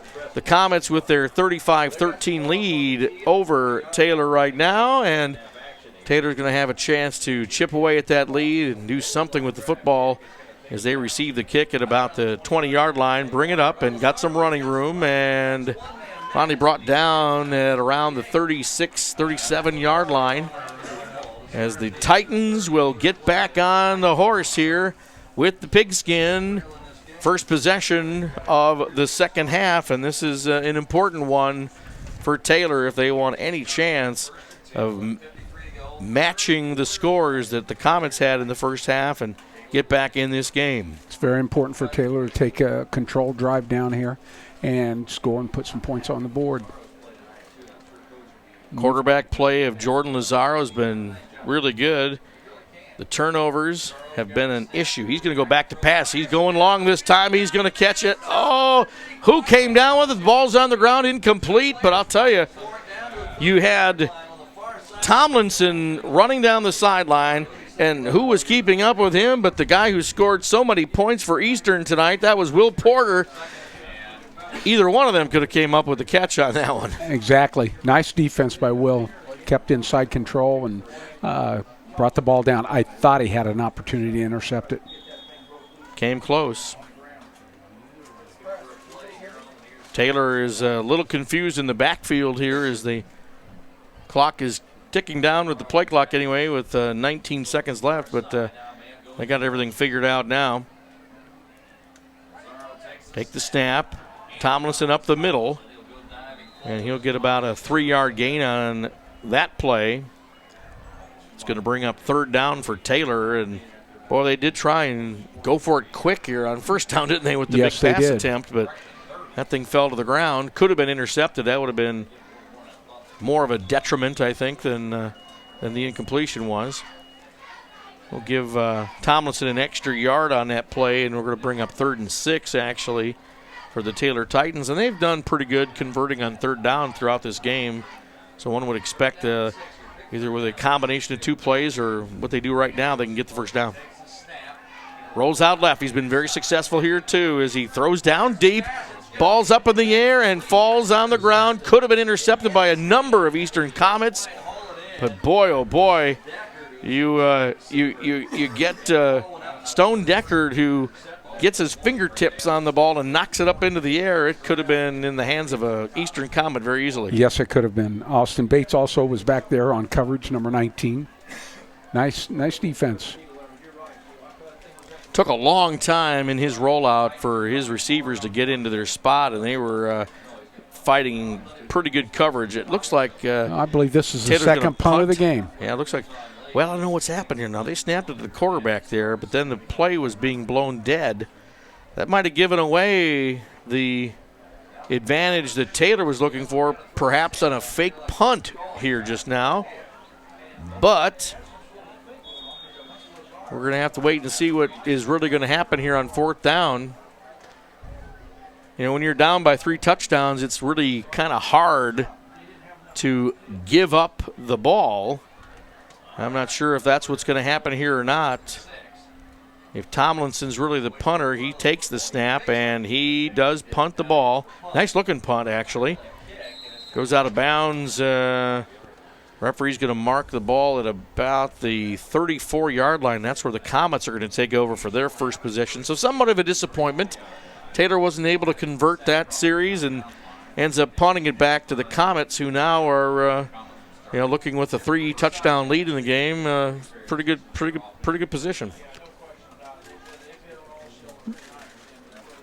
This is going to be interesting to see what Taylor does defensively. If they'll stiffen up here and make it 3 and out. That's what needs to happen for Taylor. There's the ball. The 34-yard line here of Comets territory. We got trips away from us, single coverage down here. Quarterback Austin Bates operates from the shotgun. He looks over the Taylor defense and decides to pass out the left. Puts the ball in the hands of number 9, Braden Evans, and he sees some running room, gets about 9 yards on that pass play. Logan Williams, the defensive back, made the stop on that. If you noticed on that play, that offensive play, that quick screen to the trip side, that was almost a backwards pass. So that maybe later on we'll see a double pass out of that. Oh, and that's what I thought it was. I thought that Evans kind of looked for a minute there as if he wanted to look and see if there was a receiver open. So I saw the same thing you did, Holly. Second and short now for the Comets. They've got that trips to the right again. Oh, And they hard draw count. Got 'em the again. Titans off sides again. That's going to be an easy penalty for a first down here. You know, for coaches, especially when your defensive front jumps, watch the ball. Watch the ball. How many times has a coach Allen, you said that? And they seem to go on snap count. Well, number 78, Donovan Renbarger, he was eager to get into that backfield, and he was the first one drawn off by the count by Bates. Now he pitches it out to the right side this time. Oh, he's got some speed. He's got some running room. The little bit of action. He's still going and finally brought down inside the 20-yard line. The ball carrier, Poppy Byers, who's had a pretty good game for Eastern here, gets another carry with a big, big run for the Comets. And he got hammered there at the end of the play, and he's still on the ground right now. Is that his Bates, isn't it? Yeah, it is. That's Byers. I'm sorry, Byers. Byers on the run, brought down by Taylor, but he's up now, and you notice he has a leg brace on that right leg, and that's the one he's carrying. Yeah. well, you got they say schmuck there at the end of the play, Yes. but not after an awesome gain on the play, and that puts the ball on the 16-yard line. 1st and 10 for the Comets. This is their first possession of the second half after the Comets defense put a stop to the Titans. Titans could not We have illegal motion. Could not convert That's on gotta their last be on the possession. offensive line. Yeah, that time they did call it on the offense, and Bates' cadence must be throwing everybody off, not just the opposing team, but his team as well. And that happens. You hate to be in a predictable rhythm as a quarterback, but why they're doing the count to try and throw Taylor off in this situation, I'm not sure. Doesn't seem like they need it. Pitch out this time. It's Boston Bova with the carry that time, and he gets a little bit of running room on the left side and gets the ball back about a 3-yard gain and getting closer to the original line of scrimmage, but there's a flag on the play again. Taylor did a nice job defensively that time. They skated down the line and forced him out of bounds. Looks like that one's against Eastern, because they're talking to the Taylor captains, and a holding call against Eastern, and they're marching off right now, putting the Comets in a huge down and distance. It's still going to be first down, but it's going to be 1st and 25. 25. 1st and 25 for the Comets. But this has been no issue for the Comets. They've seen this a couple of times in the game. Bova takes the ball around the left side. He's in a little bit of running room and gets it up to about the 25-yard line. Takes a chunk out of that deficit there on first down. Not sure what kind of hurry the Comets really have to be in with a 3-touchdown lead here in this game. You kind of want to look for good fundamentals from your offense and being able to move positive yards but not get the penalties. And get the penalties right. Penalties have been a big factor for both teams in the game here tonight. We've got 2 receivers on each side. Bates takes that pass. He's going to pass it this time, wide open this time. And Taylor gets to the ball. The receiver on that play was Braden Gibson that time. He's had a couple of catches here in the game so far, but Austin Smith, very great defense on that, number 12. Not a whole lot of yardage on the play. It's still 3rd and really long. Looking at a 3rd and about maybe 14 on the play. Now, if they have their typical play here on 3rd and long, it'll be a touchdown. It seems like it always is. Yeah, we'll wait and see just what's cooking here for the Eastern Comets as Bates is in that shotgun.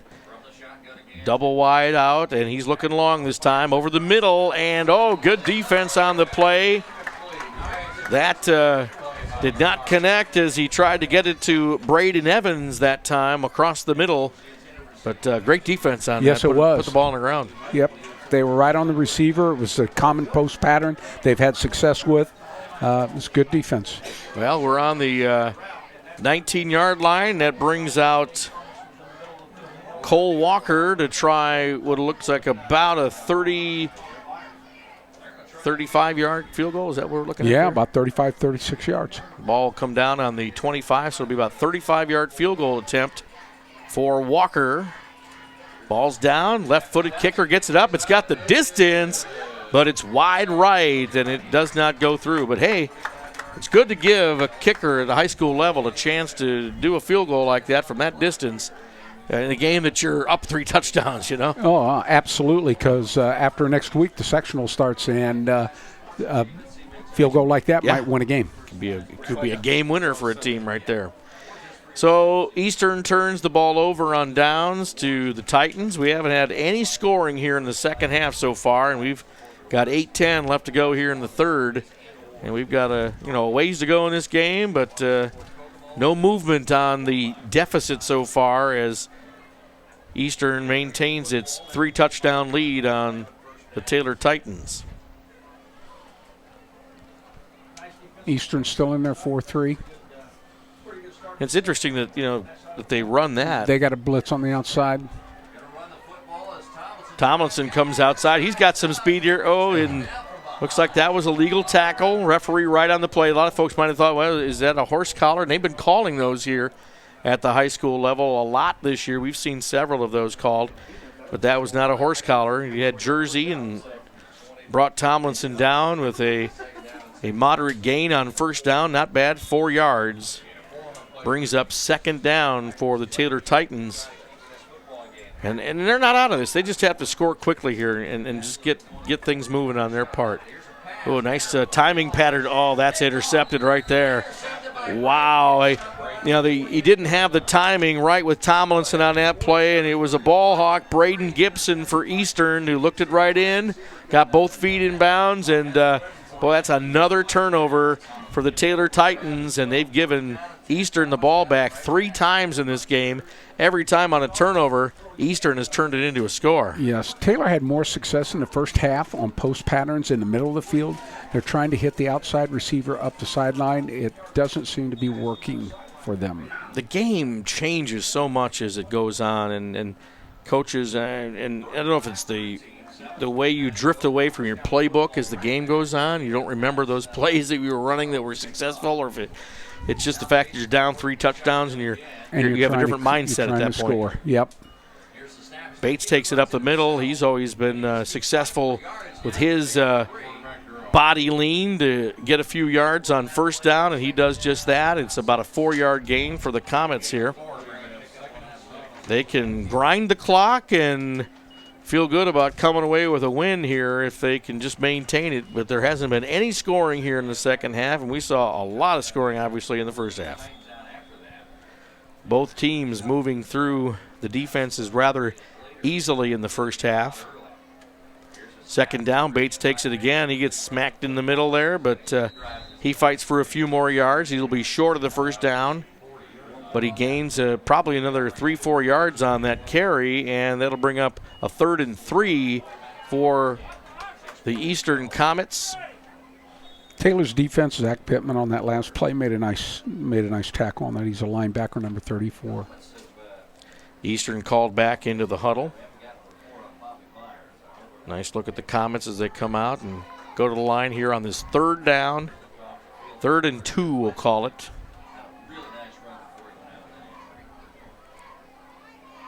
Three wideouts for Eastern, and Bates keeps it, runs to the right, got a big haul, and runs forward past the 30-yard line, but a flag comes out on the play. That certainly looks like a holding call, at least the area for holding. And if that's the case, that's going to bring the ball back, and they will not get the first down. It's exactly what it is, holding exactly on the Comets. Was, Alan. And really the spot of the foul was well in first down territory for the Comets, so that'll march the ball back, and it'll be 3rd down again, and Comets are going to have to try and get this conversion. They're going to be left with about a 3rd and 7, it looks like, to convert the first down on this play. It'd be interesting to see what Josh Edwards calls here for Eastern, the pass or the run here. Clock is moving. Third down.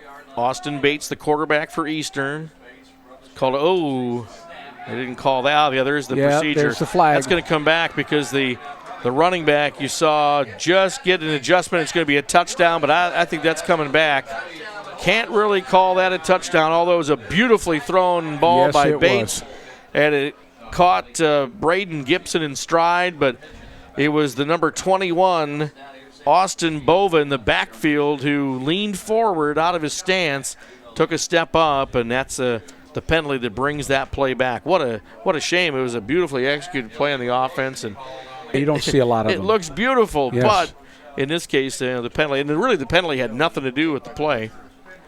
Just a miscue by Bova, and we saw it happen before the flag even came out. And so now it brings up third and even longer for the Comets. It's been a penalty-ridden game, no doubt. Got about third and 12, third and 13 in that range there. Two receivers both sides. He's looking this time back to pass. He's got somebody. Boy, definitely miscommunication between the quarterback and the receivers because there was nobody. There was nobody there. Threw it between the two receivers. One doing a streak down the sideline, one doing a post pattern. Threw it right between them. I think he was intending it to go to Braden Gibson, who may have run the wrong route, or somebody got the play mixed up. That's fourth down, and that's bringing the punter out onto the field. And, man, with everything we saw in the first half, this second half's now been, the defenses are playing. Well, but there's been a lot of mistakes. The penalties have really affected things a lot. Yeah, it's changed the complexion of the game. Cole Walker's going to punt it for the Comets. He's standing on the 39-yard line, and good clean snap. Here comes the punt. He gets it away. It looks good. Fair catch at the 25-yard line. Is that where they'll mark it? Yep, right there at the 25. Devin, let's see, we'll get his name here. Devin Schesser was the return man for the Taylor Titans, and his fair catch sets the ball at the 25 for the Titans. And we've got 5:30 left to go here in the third. There hasn't been any scoring here in the second half, and Taylor's got a chance to make some noise here if they can do it quick enough. They do. They need to move the ball here.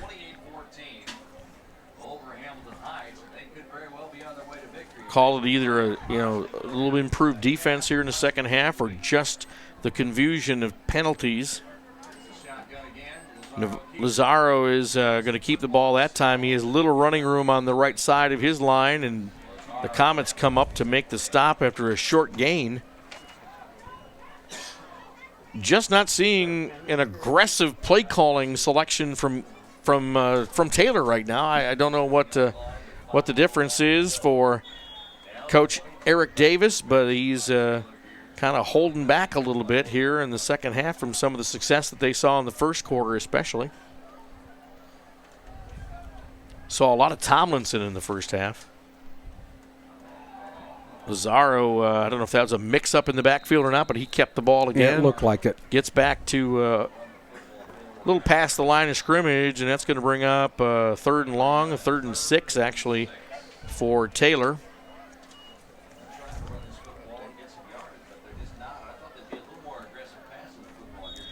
Got some updated scores here. 28-14 now, Western over Hamilton Heights. In the fourth quarter. They're in the fourth.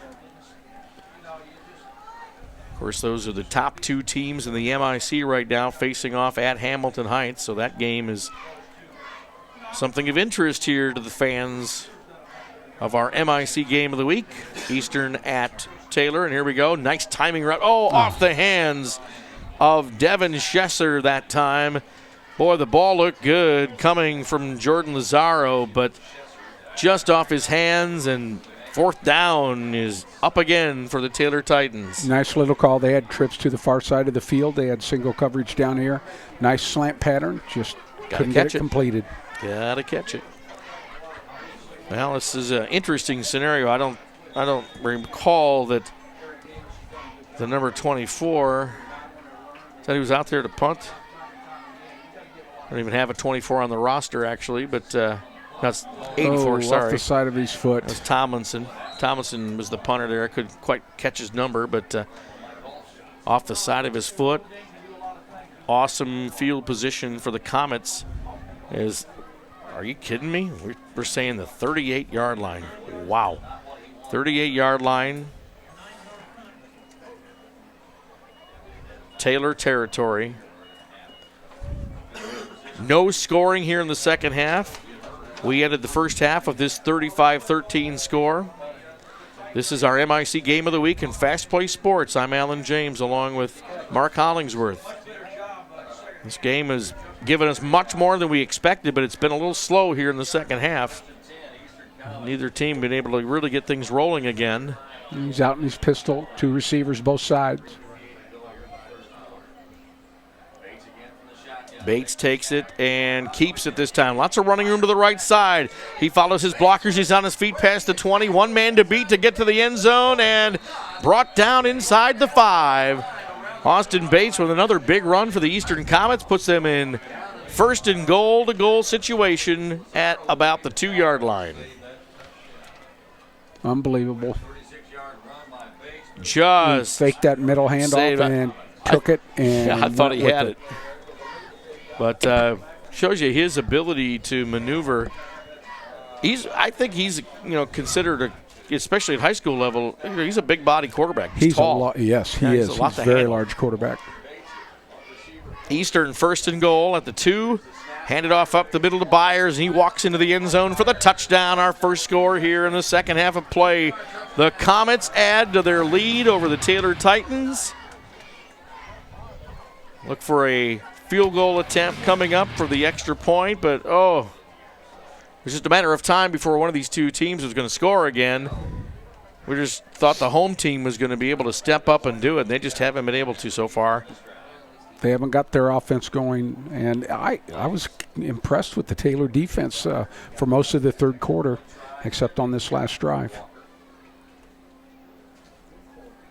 Walker with the extra point attempt. Up, and it looks good this time. That puts us at 42-13, and certainly looks like a route, and it really has become a route for the Comets. It has. Now, I would have given lean to Eastern with an ability to score.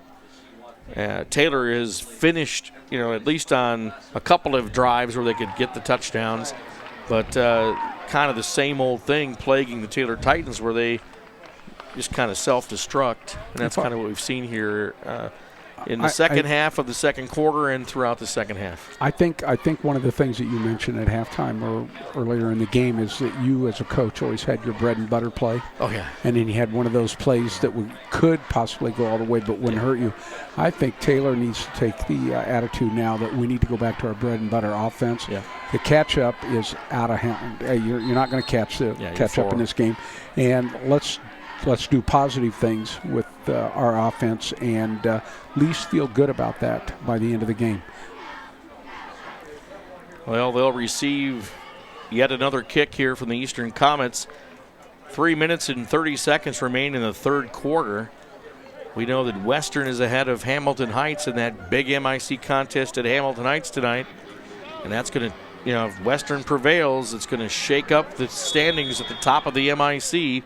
And we will be at Western next week as Cass will come to town in the final regular season game. And Cass has been on a roll. They've been the winners of 3 straight going into tonight. And last we saw they were winning in their contest as well, so they could be 4 in a row. And we'll see if they all win. Panthers and, of course, Lewis Cass. And we'll see what the MIC looks like after tonight. And there's only going to be one team with no victories in the MIC after tonight, too. And it looks like that's going to be Taylor, of course.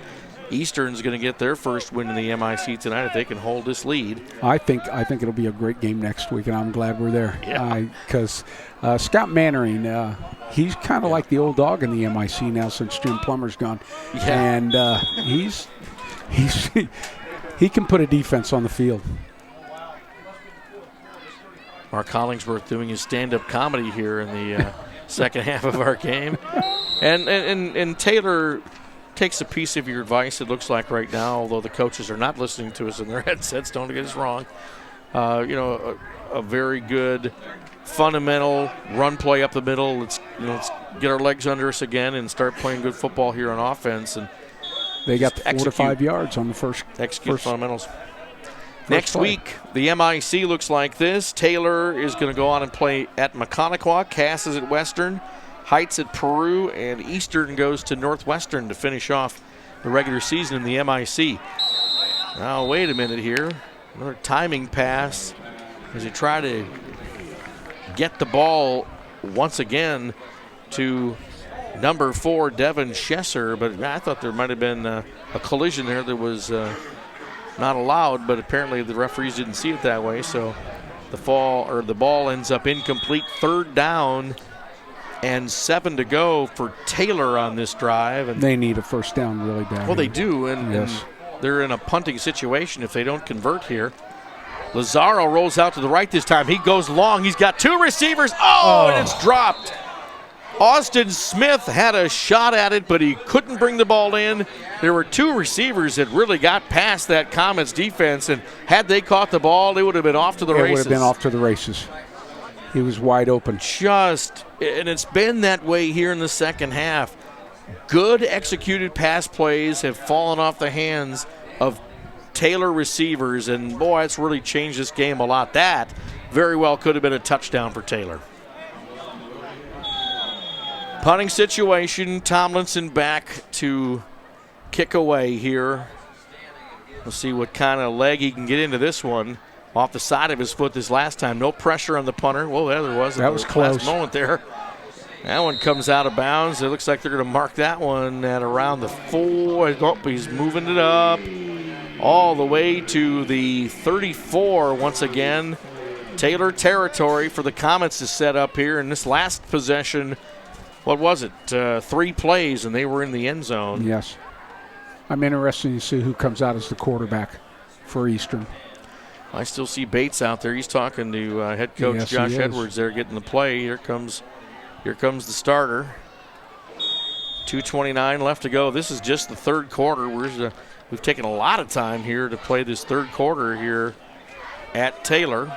Our MIC game of the week here in Fast Play Sports. Glad you folks are checking us out either on the live stream or our live stream archive. Bates keeps the ball again. He's got running room to the right. Finally, these collisions aren't bringing him down just yet, but he gets the ball to nearly the 20-yard line as he was carrying players there. Logan Williams for Taylor made the stop on Bates, but after a 9-yard gain? No, 10 yards. Bates has the dirtiest uniform on the eastern side of the ball, no doubt. I mean, that kid has done everything here tonight as a quarterback. But we're used to seeing that here from this talented young man. Only a junior, so he comes back again next year for the Eastern Comets in a team that is going to be strengthened by its feeder program, no doubt. Bates pitches it down. Ball's on the ground, and Byers gets back on it. Whew, that was a close one there for the Comets, but kind of a jolt of lightning for the Taylor defense there. That, wait a minute, we could have got that. Yeah, the ball was right there. Yeah, maybe some more breaks that'll come our way in this game. We got to think positive here on defense. We'll lose yardage on the play now, so it'll bring up 2nd and 13 now for the Comets. You got trips left, single split right, shotgun. You can look left now. He's thinking about going long now. He's going deep to his receiver, and it looks like he caught the ball in the end zone. Touchdown, Eastern. Tremendous pass. Really was a tremendous pass going into the hands of number 7, Braden Gibson, who was really in tight coverage, almost double teamed. And the ball had to be in a perfect spot. It had to be a perfect catch, and it was. It was. Touchdown, Eastern. They add to their huge lead already, and they keep pouring it on here in the third. The trips set up on that play. He pump faked like it was going to be that quick screen, and then he turned upfield and shot it. And he put it right on. He let it go because the coverage was pretty tight, but he felt good about it. Walker gets a leg into it there. That looks like it has the potential to be good, and it is. 48-13 here in the third with 1:16 left. Taylor has, basically given the Eastern Comets excellent field position on each of their series here the last two possessions as they've scored. I mean, they've started at around the 35-yard line each time, so you don't have very far to go. No, you don't. You're not padding your stats with big yardage with this kind of scoring. It's just the score keeps getting bigger. Now Taylor is going to receive a kick from the Comets and perhaps a run back or something that can get the fans to their feet here at Taylor as the home team is looking at potentially their 8th loss in a row here in this 2013 campaign. But I will say,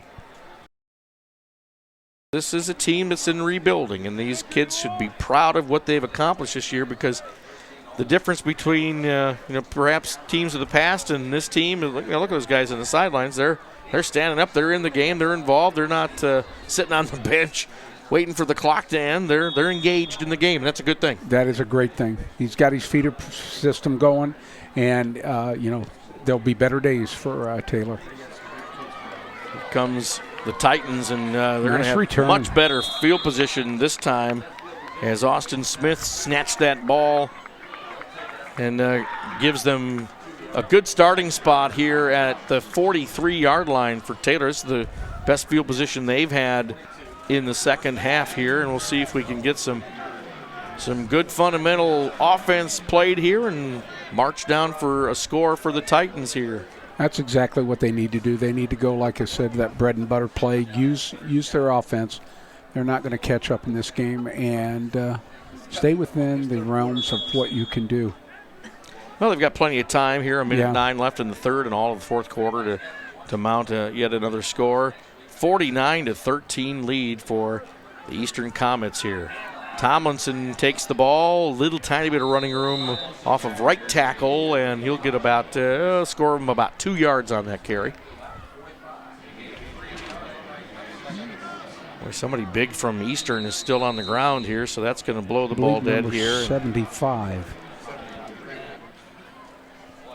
Big number 75 for Eastern is Grant Hendricks. Yeah. Oh, my gosh, yeah. I bought his uncle lunch today. I'm not kidding. his Uncle Mike is a letter carrier. And, of course, my day job at WWKI, we were doing a live broadcast at Lexi's Drink Barn. And he came up, and I bought him lunch. Of course, I'm not a big spender. There were only $1 for pulled pork sandwiches, but I bought him 2. You bought him 2? Yeah. As big as Mike, he is. Yeah. Well, I bought his uncle the lunch, but so we'll see Grant go to the sideline and walk off under his own power. He looks okay to us, but see if he returns in the ball game here. But I know his Uncle Mike is over there on the eastern side watching him play here tonight, so I know he's concerned for the moment, but looks okay on the sideline right now. Second down here for the Titans, trying to get something rolling now. Kind of an option play right there. And, oh, gosh, he nice keeps his effort, first down. Kept his legs moving, and a first down for Taylor. Not their very first down here in the second half, but this is a good time for one. Jordan Lazaro showed he's a leader as a quarterback for Taylor, and he keeps the ball for his team and crosses that first down marker. So we've got something going here. They're into Comets territory now, and tremendous effort. Yeah, something positive is happening right now here for Taylor. Here we are from the shotgun again, and he's looking to pass this time. He's got some time. He runs around. He's got some open field.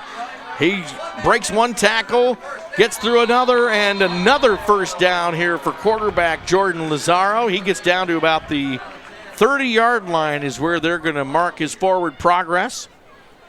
First down and 10 yards to go for Taylor, showing some life here at the end of the third quarter. 7 seconds remain. We may see those final seconds tick off before we get another play here. And then we'll bring up perhaps an exciting fourth quarter coming up your way. There we go. There we go. our MIC Game of the Week here in Fast Play Sports. We'll return after these words. We are Fast Play.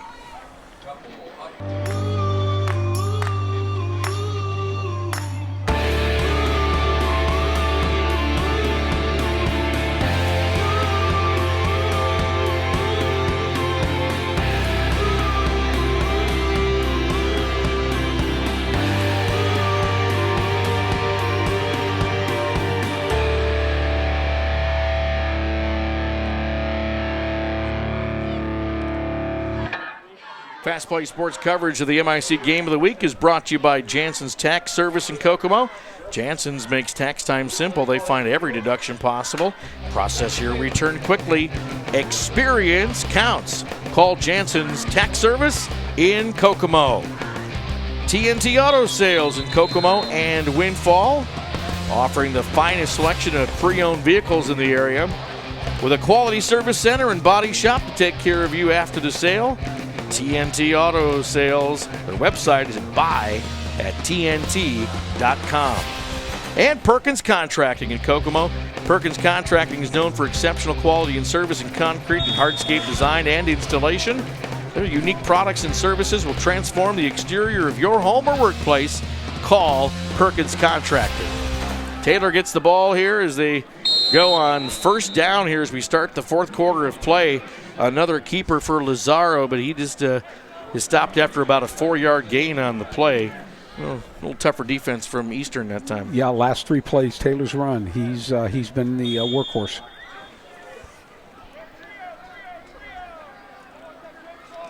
Always such an interesting way as they keep the linemen at the line of scrimmage.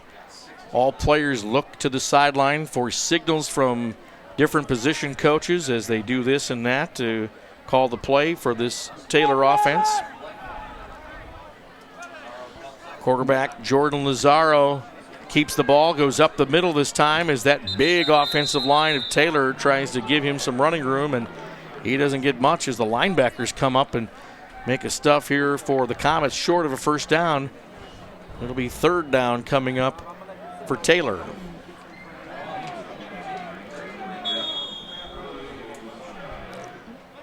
Third and 5, I kind of expect a pass play here where he rolls out, seems to get him out of the pocket where he could run or throw the football. He has been successful in those option settings. He's got trips to the far side, single coverage down here on the backside. He rolls left like we've seen him many times.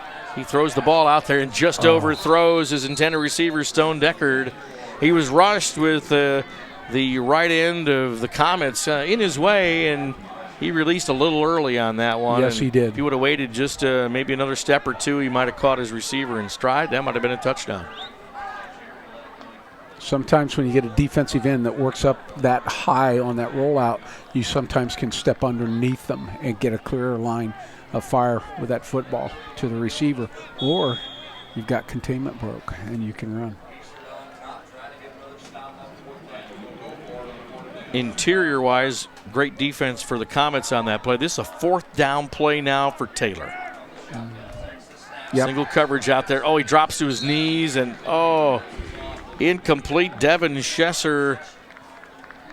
They had the right play called, and yes, they did. Unfortunately, I don't know if he was down on the ground, he would have caught the ball, he would have been down instantly, and I don't think he was across the first down mark. He didn't have the first down. No, he so did either not. way, there was no way for them to convert. So here we go. Taylor turns over the ball on downs. This was their best attempt here in the second half, with their deepest penetration into Comets territory. They got to the 25, but now they give the ball back to the Comets.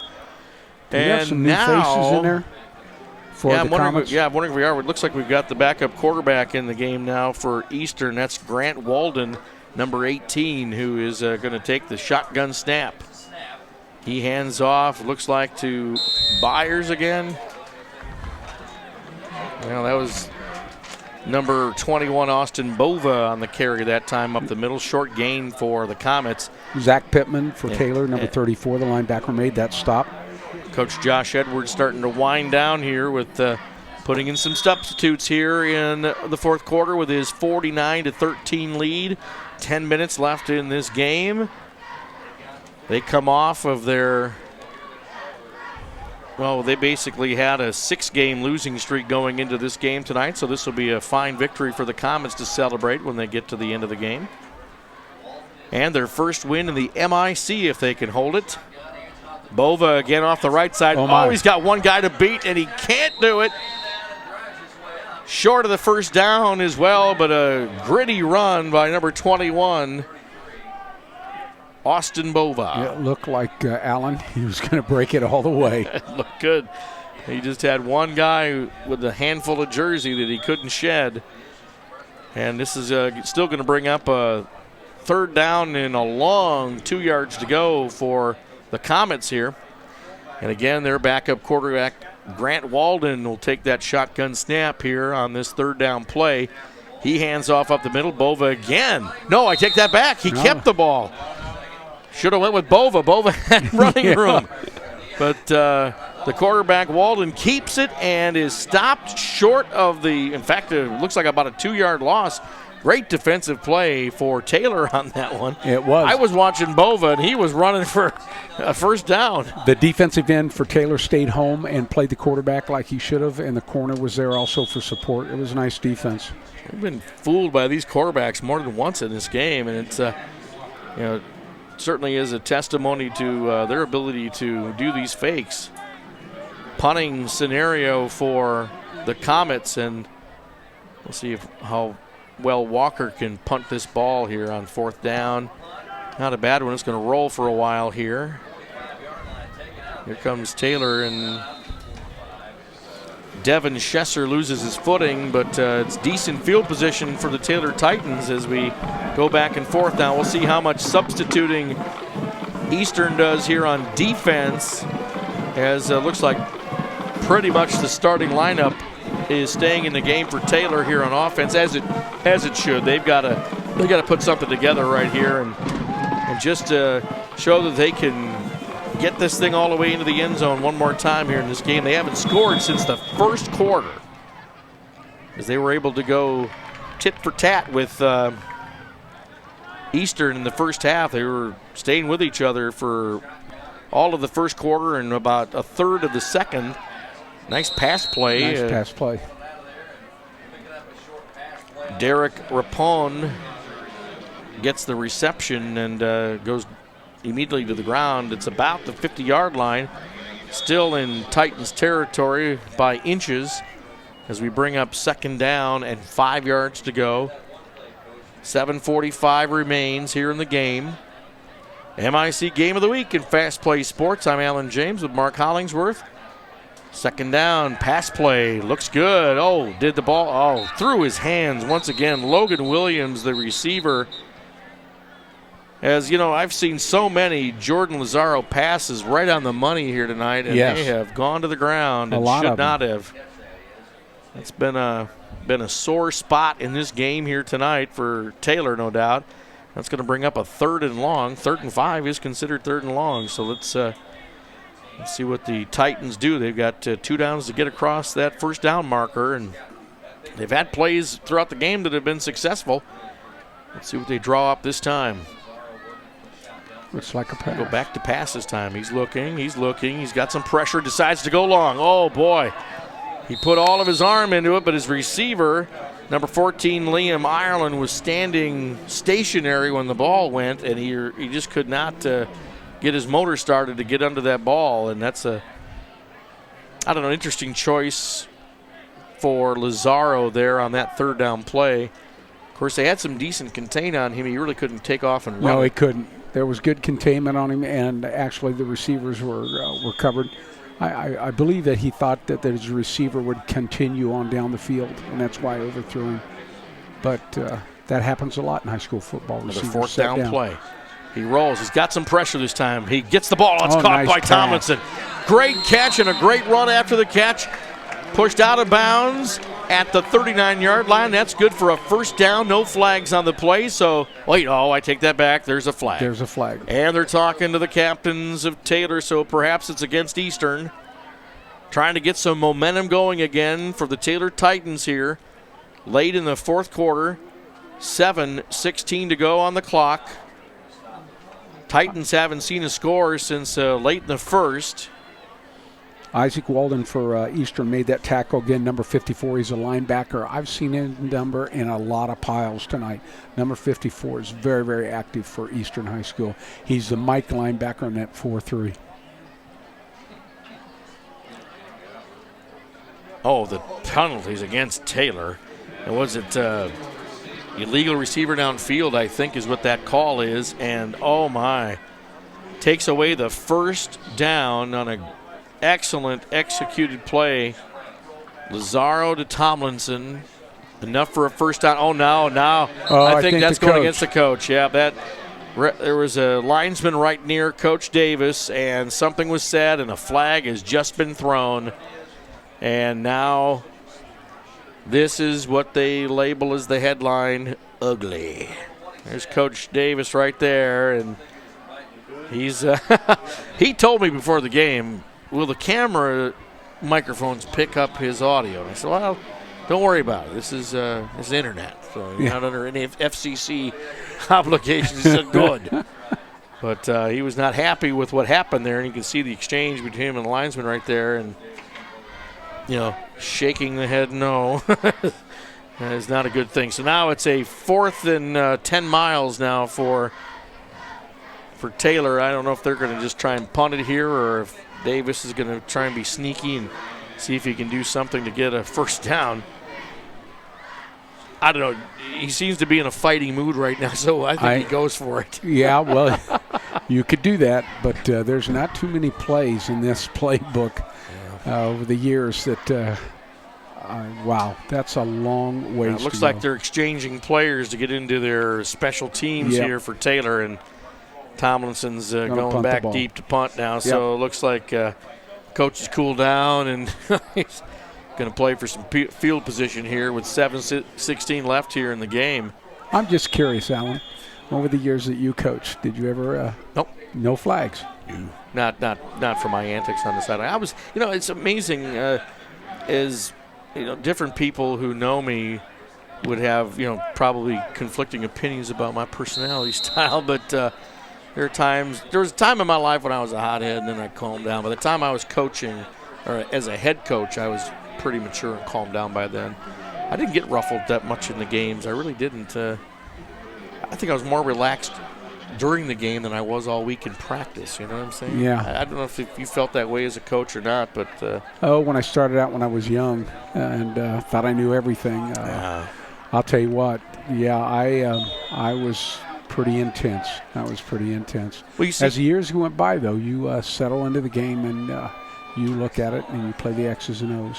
You and I talked about the maturity of a football coach, and I sum it up by saying that a coach who coaches like a coach instead of coaching like a player is when you become successful as a coach. Absolutely. And too many times, I know when we're younger, we coach as if we're a player, so we see ourselves out there executing the play. We forget to be a teacher. Yeah, and then you have a kind of a rapport with your players where they don't see you on a level of as a coach. They kind of see you as this glorified player.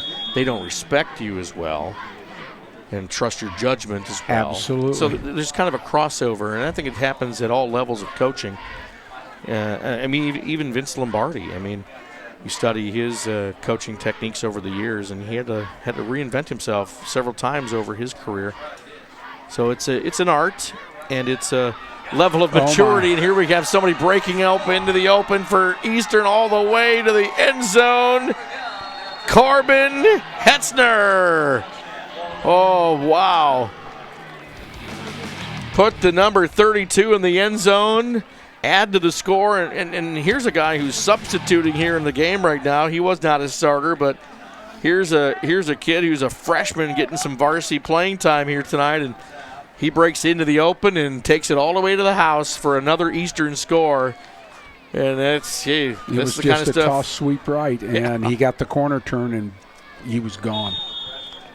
Good speed on that young man, and Walker is going to try and add another point to this huge lead for Eastern. Extra point dumps. They're going to have to run a play now. And he gets across the goal line for a 2-point conversion. Saving the day is Will Porter, and he's had his share of end zone time here with 3 touchdowns in the first half, 2 of them by air, 1 of them on the ground. In fact, the first play of the game, he ran for about a 68-yard touchdown, and that's what started this thing here tonight at Taylor. And Porter gets his hands on the ball again, but saves kind of a bad snap on an extra point try. And Eastern's defense there, I do not believe that was a called fake extra point. The ball hit the ground on the snap, and once that happens, there's an automatic where teams automatically go to a rollout pass situation. Roll out, throw the ball if you can. If you can't, run it.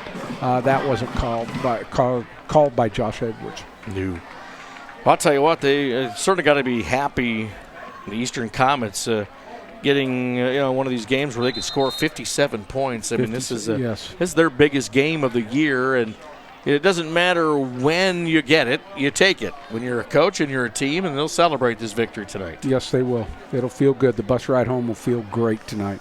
The last time we were here, it was 56-21. 56-21 was last year's score? Last time we were here. Right. Oh, it's still 2 years ago. Okay. So, and those were some good teams back a couple years ago too. You had Eastern had a couple of kids with some prowess there a couple years back. So we're starting to show it again. Kickoff back to Taylor this time, and there's Lazaro with yet another return. He's got some. Gets it back to about the 36. Looks like a flag comes out at the end of this run back. We'll see if it's something that they're going to call on the Comets here. I mean, I couldn't really see exactly what the problem was. I mean, it looked like somebody came in maybe and speared him with a helmet. Is that how you saw it, Holly? I didn't. It looked like a normal tackle to me. I didn't. Yeah, it's a personal foul. Yeah. Blow to the head. Yeah, it looked like Eastern came down with somebody came down and just basically aiming head first into the into Lazaro, basically, and that they're calling that at all levels. Oh, it needs to be. Yeah, I agree. There's no place for it. You don't need to do that, and sometimes it's unintentional. It just happens in the game. But well, this will give Taylor some better field position here as we march the ball past midfield into Comets territory and set it up at the 46-yard line. And here comes the Taylor Titans with 6:01 left in the game and still looking to score in this second half. They love to add to the points that they've had. Eastern's been able to do that for them.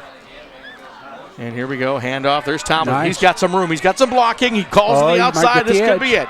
If he can get past these two guys, they catch him inside the 10-yard line, but another big run for Tomlinson here as he's had a big game for Taylor, and that puts them inside the 10-yard line and a chance to score here in the second half of play. And it's number 23 that got him forced out. Noah Arnold got him forced out. It was a race. It was.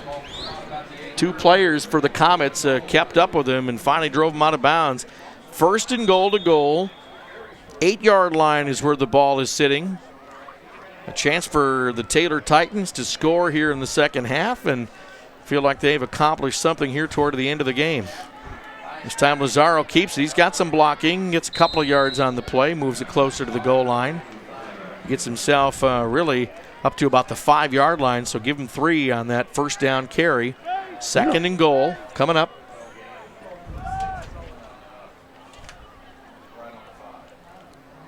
Our MIC game of the week here. Eastern at Taylor. FastPlaySports. I'm Alan James along with Mark Hollingsworth. End of the game here. Handed off to Tomlinson. Boy, that handoff took a while. Eastern had all kinds of time to set up and tackle. All kinds of people all over the ball that time.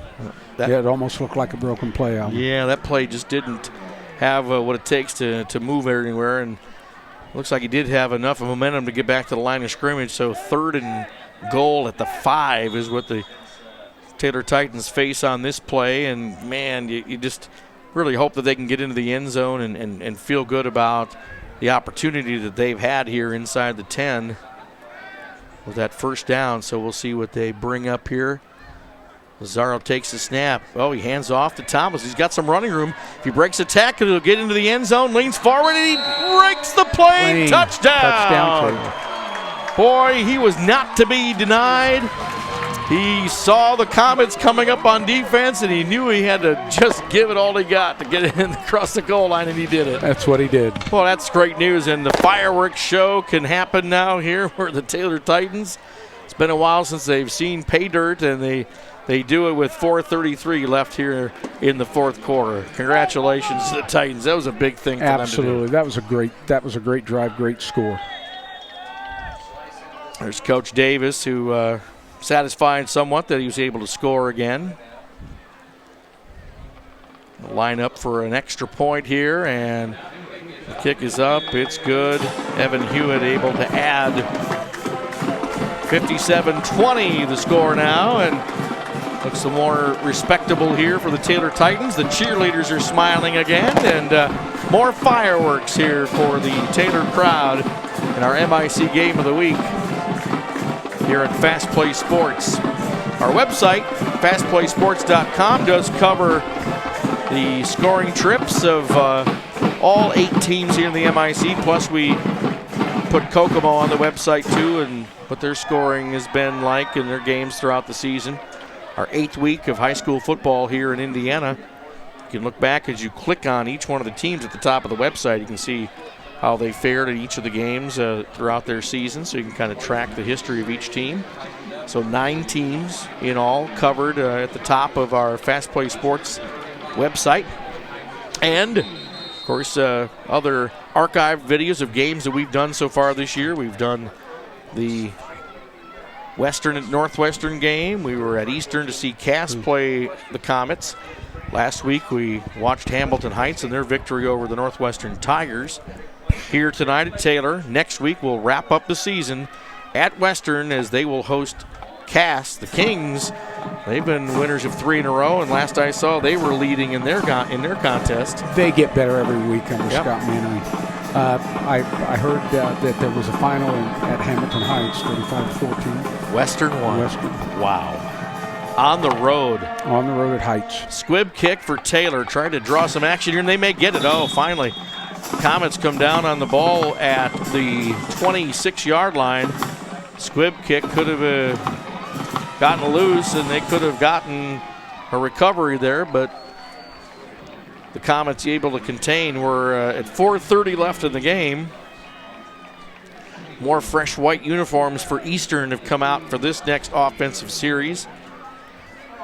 Starting quarterback Austin Bates had a fine game. He's been put on the bench to give way to his backup here in this game, Grant Walden. He'll take the snap in the shotgun. He's going to try and pass. He throws to the 50-yard line, where the closest receiver would have been the back judge for the Zebras. I believe so. Or maybe you and I could have ran out there to catch that one. Something was definitely off in the timing of what he was trying to accomplish on that pass play, so that one fell incomplete. Stops the clock, brings up second down for the Comets here. And I applaud Josh Edwards giving this young guy a chance to throw the ball here. Grant Walden is a sophomore. This time he pitches out to the left side. And nice defense by Taylor. Yeah. Corbin Hitzner, who had a touchdown run not too long ago here in the fourth quarter, didn't have as much running room as the Taylor defense, able to bring him down. But it was Zach Pittman for Taylor that made a nice stop on that. That's a big loss on the play, though. Yes. It's going to bring up 3rd and 17 for the Comets, as that play did not work out. We may see a punt here out of the Comets. I think we've only seen 2 so far out of them. A little different here in this second half. The first half was just, especially the Comets on the scoring machine. They only really missed a scoring opportunity with 1 or 2 possessions at best. They were scoring just about every time. Yep, and they exploded. Flag comes out in the play. No real running room for Corbin Hitzner that time either. Barely gets back to the line of scrimmage, and a penalty has been called, and that's in the area of holding once again. So we'll see if that's what they call.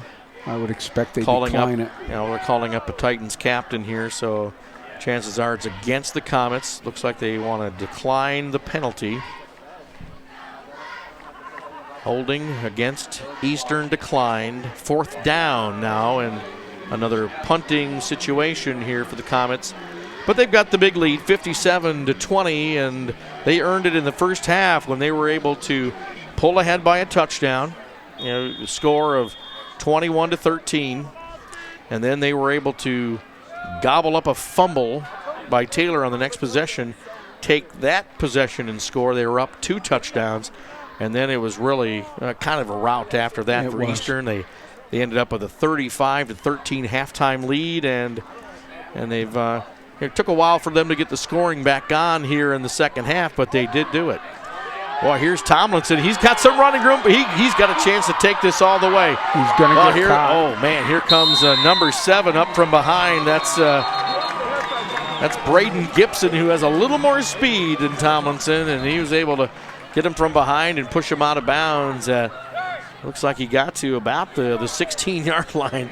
So that's a really good field position for Taylor, and yes, another chance to score here before this game is over. Plenty of time with 2:58 left to go.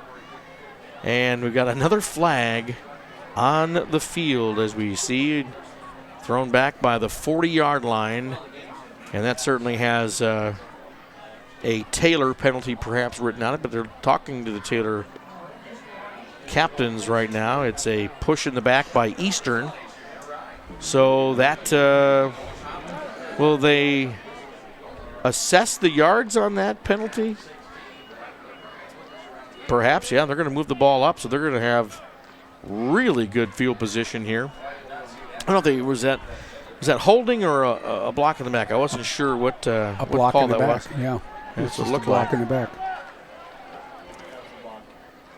And they are going to march off some penalty yards against the Comets and Puts give them on the 8, doesn't it? Yeah, I think so. I think they're going to be on the 8-yard line. Yeah, so it looks like the 8-9-yard line somewhere. It's basically 1st and goal after the punt. So here comes Taylor. They've still got the starters. You got Tomlinson in the backfield. You've got Lazaro still quarterbacking. These are the starters for Taylor. And they look for what you would think would be an easy chance to score. And this is the thing for Taylor. They've been in many situations throughout the year where they're inside the 10. Lazaro takes the ball up the middle, gains some ground inside the 5 now. Looks like they'll spot that ball right at the 5-yard line, so he moves the ball 3 yards. But this has been, the execution for this offense that they've been lacking to finish these drives when they're in scoring position like this and actually get in the end zone. And they've done this all year. That's true. And it's been better tonight. I mean, this is one of the highest scoring games that Taylor has had this year. So, if they can punch it into the end zone right now, scoring 27 or even 28 points if they try a 2-point conversion, this is one of their strongest offensive nights they've had this year. So, this is all positive for even the Taylor Titans here tonight. Yes, it is. Lazaro looks left. Oh, he stumbles and ends up face-to-face with the Comets defense at the line of scrimmage. So maybe a loss of a half a yard on that play, and that just got busted up because Lazaro lost his footing. That's the first time I've seen that type of play out of him. And he's limping a little bit. He never comes off the field. I know it. And he's been in all of the receiving on the special teams, and he's a wore-out football player right now. But here he goes. 3rd and goal. Something's got to give here, and he gives it to Tomlinson. And he just walks. Wait, who's got the ball? Yeah, it is Tomlinson. He walks into the end zone. There was so much action away from the play, we got a little confused about what was going on, but Tomlinson was able to just walk into the end zone right there, and that's excellent. I mean, that's important too, not only because it's more scoring for your offense, but they get to shoot off the fireworks too. Yeah, so, absolutely. I mean, it's a win-win here. Even with a minute 35 left in the game, you get the touchdown and you get the fireworks. Alan, you're absolutely correct. There's nothing wrong with what I had to say there. You're looking at me like I'm being comical. 2-point conversion here. Now, this time they hand it off, and it just doesn't go anywhere. Is a new carrier on the play to try and fake out the Comets was Jamin Patel, and he wasn't able to really get anywhere on that two-point conversion attempt, but 26 points for Taylor is still one of their strongest offensive performances this year. Yes, so there's it some is. positive right there. And even if we don't get the two-point conversion, we had some fireworks left. We thought we'd shoot them off anyway, so we let the fireworks guy get his fun here in this game. Now, had this been reversed and there was 57 points for Taylor in this game, we would have had a really nice fireworks show. Yes, we would have. A lot more scoring that way. Yes. Of course, if they shot him off both ways, we'd have even more. Yeah, the next time maybe they should shoot them off both ways. That would work out.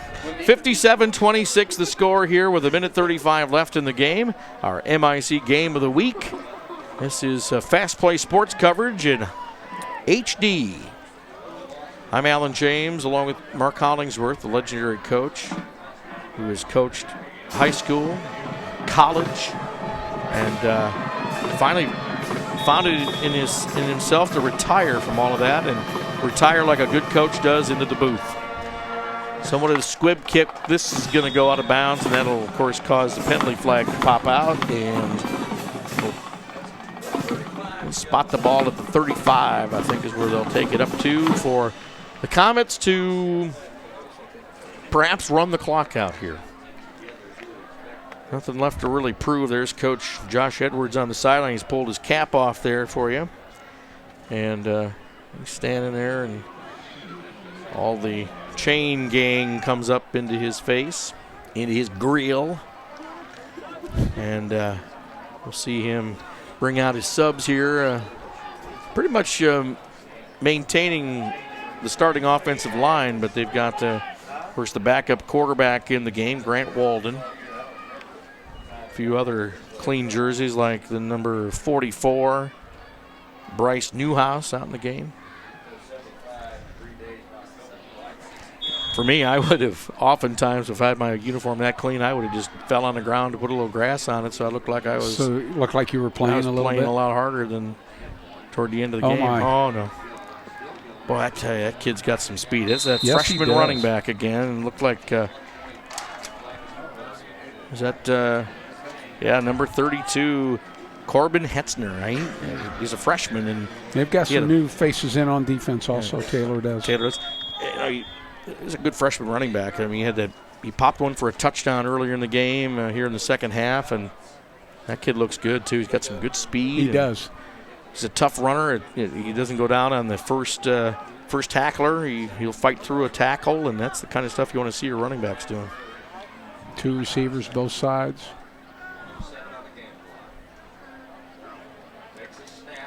Comets run up the middle again. Right up the middle. Looks like Hetzner again at the carry. Showing off what he can do as a freshman. But that's what Josh Edwards told me too as we talked before the game. He said, I've got a feeder system that's got some bright stars in it that are coming up through, and obviously Hetzner's one of those You're guys. looking at one probably. Yeah. Yes. I mean, as a freshman, when you're able to show that kind of speed against a varsity team, you And run downhill and yeah. not be afraid. exactly. And, I mean, that you gotta remember he's a freshman. these are guys that'll end up in the weight room, and they'll be in the squat rack, and they'll build those legs and get stronger and faster as they continue through high school. Hetzner again, he's going to carry the ball past the 40-yard line, and that'll be enough for a first down for Eastern. As the clock rolls, we're probably going to see it go all the way to the end of the game here as the Yeah, Eastern they do Comets get their first win in the MIC this season in their strong performance here against the Taylor Titans tonight. Final score 57-26. And we watch the clock roll down here as Taylor had some bright spots. They stayed with Eastern for at least a quarter and a third. And then things got out of control for 2/3 of the second. And then tough play in the third quarter. Then when we came back after halftime, it was a gritty contest. Even though the score doesn't show it, 57-26. The game had some bright spots for both of these teams. We'll be back to recap this game and take a look at some of the other scores of the MIC tonight when we return. Our MIC Game of the Week at FastPlaySports.com. We are Fast Play. let's take a closer look at Kokomo, Indiana. It's a place where firsts have a little special meaning. First cars, first radios, first day on the job, first at bat, first kiss. It's this first spirit that gave way to old world craftsmanship handed down over 100 years, where old barriers and new ground are being broken, laying the foundation for that entrepreneurial spirit in all of us. Looking for the next first that might just change the world. You may think that's a bold statement, but then they call this town the city of firsts, and emerging still as a greater Kokomo.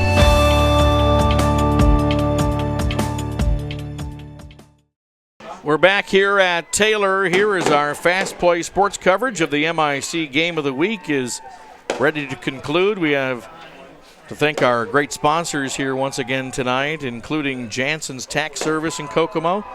Jansen's makes tax time simple. They'll find every deduction possible and process your return quickly. Experience counts. Call Jansen's Tax Service in Kokomo. And by TNT Auto Sales in Kokomo and Windfall, offering the finest selection of pre-owned vehicles in the area with a quality service center and body shop. Take good care of you after the sale. Visit their website at buy@tnt.com. And Perkins Contracting in Kokomo. Perkins Contracting is known for exceptional quality and service in concrete and hardscape design and installation. Their unique products and services will transform the exterior of your home or workplace. Call Perkins Contracting. I'm Alan James along with Mark Hollingsworth, our Titans on the field to talk about some of the positives that they were able to find with scoring 26 points in this game. That's a positive, but suffering a big loss to Eastern.